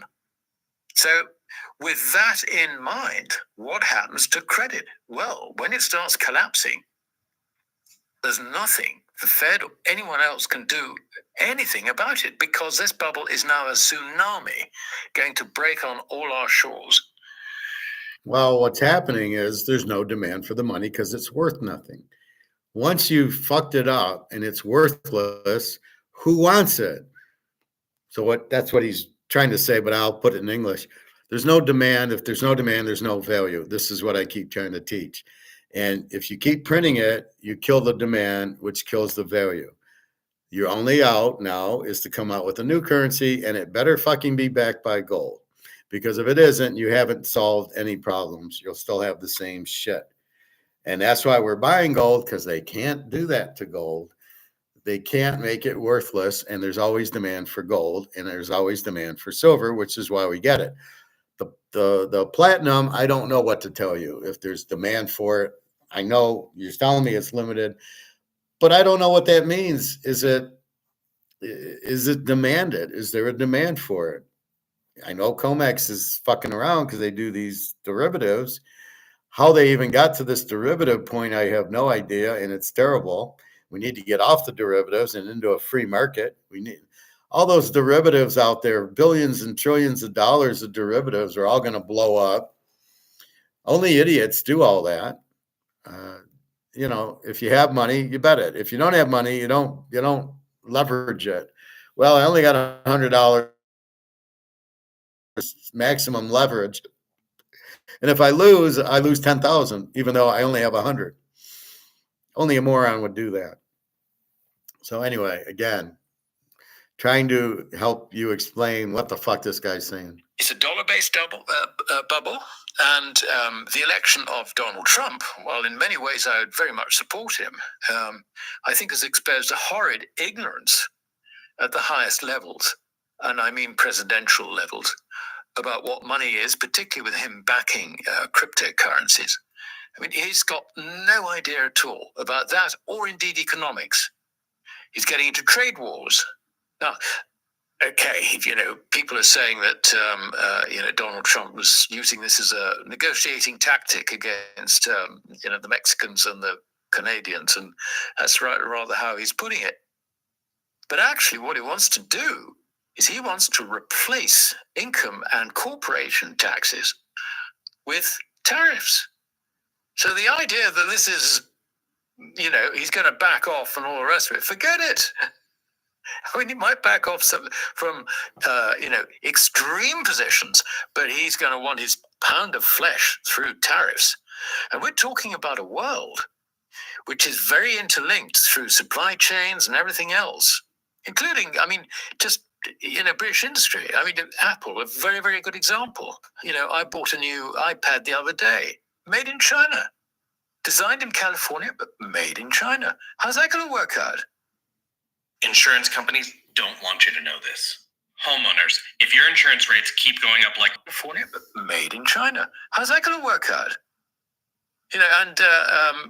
In the past, of course, a lot of American industry has ducked this by moving production or assembly or whatever into Mexico. And of course, Mexico is now, in Trump's sights. So, he is going to destroy the global economy. That's what it boils down to. So if you're sitting here and you're analyzing this from outside, and particularly if you're not sympathetic to Trump, which most foreigners are not, you will think, I don't want dollars, I want gold, I want real money. And that's why there is now a run on the system. And because gold is real money and all the rest is credit, this is extremely dangerous as far as the mountain of credit is concerned. And a lot of that mountain is in derivatives. We're talking about hundreds of trillions of positions with counterparty risk in there, which, certainly in the over-the-counter derivatives, it's counterparty to counterparty. When you look at the futures, that's, you've got a central counterparty in the form of comex. Is comex going to survive this? Well, this is, I think it's a force majeure, maybe in prospect, if this really does deteriorate. And this is where David Webb's book, The Great Taking, comes in, because what happens? I mean, the Great Taking is taking what you think you own in terms of bonds and equities and all the rest of it, registered through a central counterparty, and that central counterparty taking that because they have a prior lien on it, as it were, from the issuers, direct with the issuers. They would take that and use it as collateral, basically, in the event of a market meltdown, credit collapse, whatever, however you like to describe it. Okay, they'll still owe it to you. But you may not quite like the idea of, say, your gold ETF being taken from you and deployed for other things without your permission. I mean, the fact is you don't own it. And not only do you not own it, but also the central counterparty doesn't own it.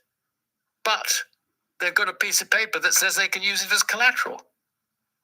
That is basically where we are. And I think this crisis is really beginning to hot up. I do see higher interest rates as a result of the credit bubble deflating. That will take down capital markets big time. And getting back to what you were saying about why people just don't understand the gold is money and all the rest of it. I mean, you look at the mining sector, and the big brokers have spent nothing on researching mines at all. I mean, to them, it's been a dead duck for so long. They've been chasing, cryptos and, NASDAQ stocks and all the rest of it. That's where their research effort really is. Not the research in high tech counts for very much, because that's all momentum stuff rather than value stuff. But you can see that that with nobody really covering the mining stocks, that is why there is so little interest in the mining stocks. That is obviously going to change, and I suspect that with gold going over $2,800, and I think maybe even going over $3,000 in the not too distant future, there's going to be a wake-up call for people who don't have gold, don't have mining stocks, and thinking, what do we, we better, equities are tanking, that's not doing terribly well. My goodness, what do we do with our portfolios? And I think you'll find that investment managers will rebalance, by which I mean they will sell down the momentum stocks, and they will look for value elsewhere. And there's one sector which is absolutely screaming out value, and that's the mining sector. And I think that's where they will go. But they've got to be they've got to be scared into selling, the momentum stocks first. And incidentally, I've run charts in the past, comparing Bitcoin with NASDAQ. There's absolutely no doubt at all that it's the same cohort in both markets. And when NASDAQ crashes, I mean, I remember, was it in what they call the Great Financial Crisis, which will be minor compared to the one which is potentially ahead of us. I remember how NASDAQ really plummeted. I mean, I can't remember what it was, top to bottom, but I mean, you look at sort of it's 80% or something like that. I mean, if that happens again, and it will happen again, and I think it'll be more than 80%, where's your Bitcoin gone? And again, I think that a lot of people have gone into cryptocurrencies as an alternative to gold, and they're going to get a very, very nasty shock. It's just totally the wrong thing to do. I mean, okay, if they banked some of their crypto gains and moved it into gold, I mean, well done them. But most of them will go to bed with this one. They'll lose a lot, basically. Man, Bitcoin, it's hitting all-time highs again, basically every day. And it's got to leave you thinking, is now, basically. And I see, that's what I try to tell you. And that one guy who's giving me a hard time because I talked him out of Bitcoin, he's at halftime. So wait till it crashes, and then you can thank me.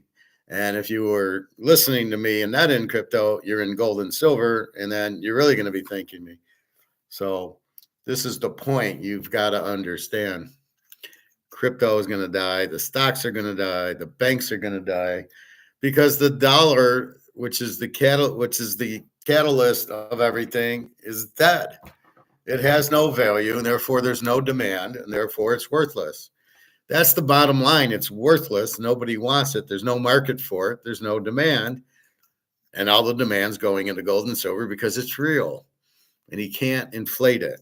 And there's no this counterparty risk. Nobody can make it worthless. Like they can. Be careful of ETFs and be careful of stocks and be careful of the IRAs that you don't own. You know, anything that you don't have the physical gold in your hand, you don't want it, you're going to get fucked. So that's basically it. I wanted to get to that part of it, which is what I wanted to get to was basically those last comments, as well as some of the others. But there is, if the value of the dollar goes, then what's the stock market going to have? Nothing. So, but you're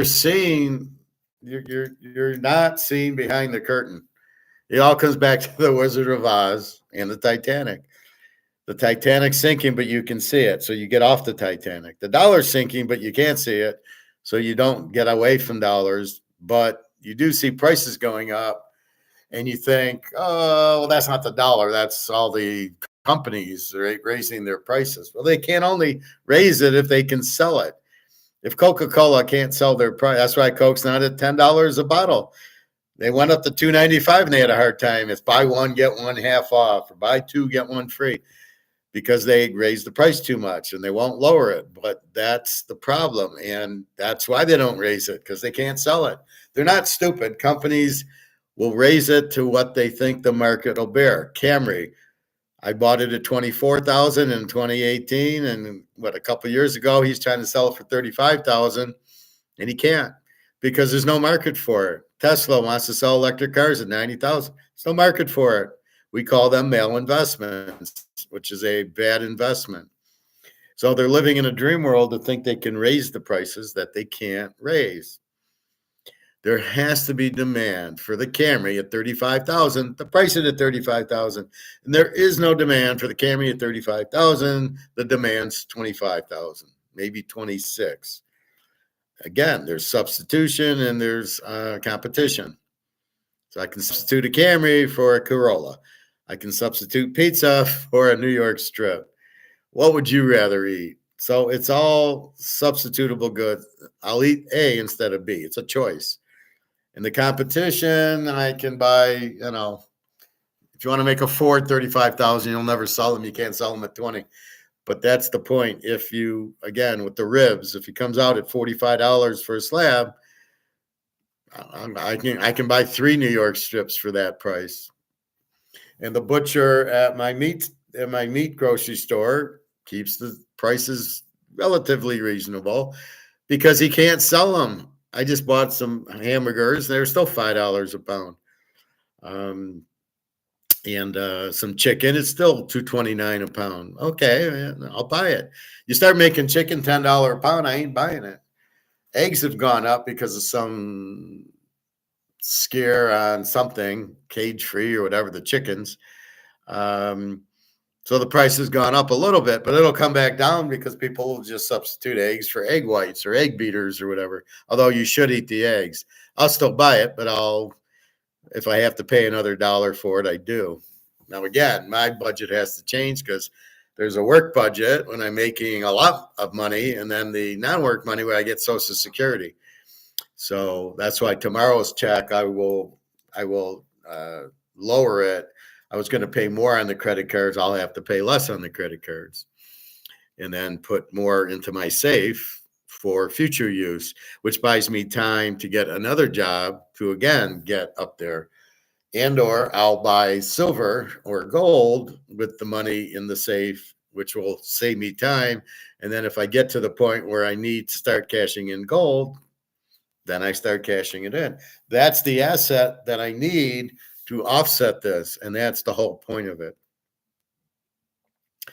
So we will see, but that's class tonight. Again, I don't want to go 2 hours because I want people to watch it, but I expect you to come in and watch a half hour and then come back and watch another half hour or something. But I know I'm trying to keep it to an hour, but too many good questions from Pat and Bobby, Bobby's friend. This is why I'm here, to help Bobby's friend, to give him the out, to explain what to do, to help him. That's what I am. So that's my goal. That's why I'm here, to help, because nobody knows this stuff except for yours truly, and then Pat and Luke and Bobby's learning and his friend and all that. And that's what you do, is you start, to buy gold, but you don't know why. So I kind of clean it up for you. But everything I'm telling you is what's going to happen, is not an opinion. It is fact. It is what I read from you out of my my masters, or what I learned, or how I figure out things. Just like football, you bet Mahomes because he wins. It's what he does. All right, we'll do Super Bowl maybe later, or I'll do tomorrow. It doesn't matter. That game's not till Sunday. We're on Thursday. I'll definitely do Super Bowl class Saturday, Sunday. But I like doing this is much more important. You're welcome, Pat. I'm happy to that. I missed you for a while. And then working was hard because I'd work all day. Then I'd go to the pool. Then I'd eat. And then I'm so tired to do the class. But now that I'm back to normal, normally I would wake up. I did have an appointment today. And then I went to swimming after. So it didn't make a lot, when was I going to? So I'm teaching it now.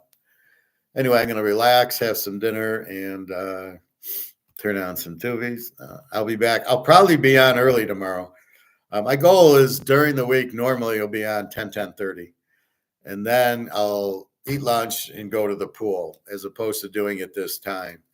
Unless like I do economics at 10:30 and then do football or sports gambling or poker at 4 o'clock or something. We'll have to see, but I enjoy it. I'll read you an email soon. Would love to get to know you. You got it, Pat. No problem. Yeah, that's fine. I have no problem. I don't like to give out my phone number too much, because then it gets into a lot of text, and then if there's some problem, then you got some idiot texting you and negative things and stuff like that. So I like to keep it an email, and we can certainly do that, or just hit me here. But yeah, you can email me. So again, it's on my teaserking.com. Just go to my homepage, and about halfway down is my contact information. But sure, no, not a problem, Pat.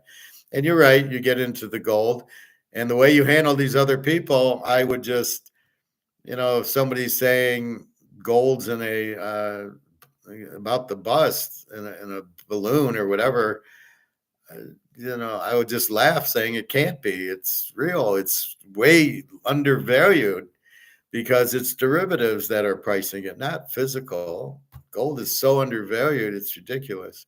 But you got to understand, it's in the derivatives are pricing it, not the free market.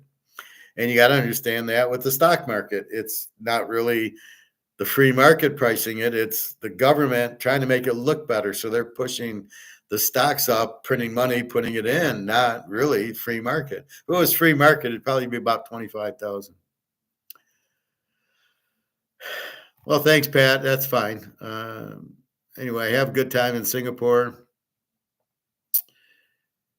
Yeah, it's hard. You can't really go up to somebody and tell them about gold. At best, you kind of be a little stoic, and then you might ask, what do you think of, what do you think of the stock market? And then they might say, well, I'm thinking about gold. Then you have the discussion. But if they say I'm in stocks and there's really nothing you can say, if you get the feel that they're not going to get into gold, they're in stocks, then you don't go there with them. You talk about the football. But, that's what I do. So if I start talking, well, what do you think of gold? Then they get it. I even try to talk to the lifeguards about gold, just saying, I know you don't have a lot of money, go buy silver. I even gave one lifeguard I liked, I gave her 10 ounces of silver. And I said, here. And, so I asked her, you still have it? She says, I'll always have it. And I said, okay, but it's going to go. So when it shoots up, then we'll see how her expression is. Although she doesn't work there much anymore. She graduated. She's like a nurse type, and she went. But anyway, we'll see what happens. So have a good night. Relax. Enjoy. All I know is I have no stress in all this. We know the market's going to crash. We know the dollar's going out. And I'm fine. I mean, I'm in gold. I'm fine.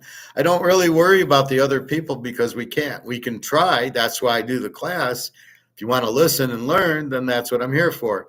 But if you don't want to, or you just, like Bobby's friend, he just doesn't have money, there's nothing we can do. We're not giving him gold and silver. He's got to go out and earn it and make money and buy silver or buy gold. You got to do that. But that's all we can do, is try to help people. I can't buy them Picassos and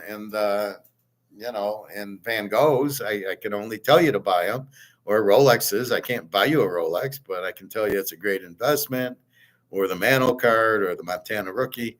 So I'm trying to help you, but you've got to want to be helped. You got to have an open mind. You got to be stoic. So with that, I am going to eat and relax. Yes, and I understand you with other people. You just got to. The problem is Bobby with his daughter. Well, he can't just ignore her, but what do you do? And it's basically that's all you can do with the dollars is with the family. The daughter's hard. My brother I don't talk to. My mom just died. My dad's died. So I don't talk to my ex-wife, and my kids have mental issues from the divorce. Well, I can't do much there. But that's the point. I can't, I can tell Daria, but she's taking it from me going, oh, you got it. You're taking care of us. So she's smart enough to understand that. Anyway, that's about it. So time for dinner, and I will see you tomorrow. Probably at 10:30 would be my guess, provided nothing else goes on. And then I'll swim in the afternoon. And I might do economics. But because I had these videos, then I wanted to share them with you because it explains the delay. It explains, we understand it, but we can't see the broad, everybody's getting out of this, or everybody's, the demand for gold's through the roof. We kind of think it is, but when Mark McGuire tells us or that girl tells us, then okay, because we know what's going on. All right. Enjoy too, Pat. All right. I'm going to end up and have a good night, and I'll see you tomorrow. Buy your gold and silver. If you can't afford gold, at least go buy 10 ounces of silver for $300. It's the best investment you'll ever make, especially we know silver is about to go. Platinum, be careful with. Again, if it's held by Comex and JP Morgan, it ain't going to move. They want to play the derivative game. All right, everybody. Have a good night. www.teaserking.com. You can get my email there. And I've already put the Super Bowl game out there. All right. Take care, everybody.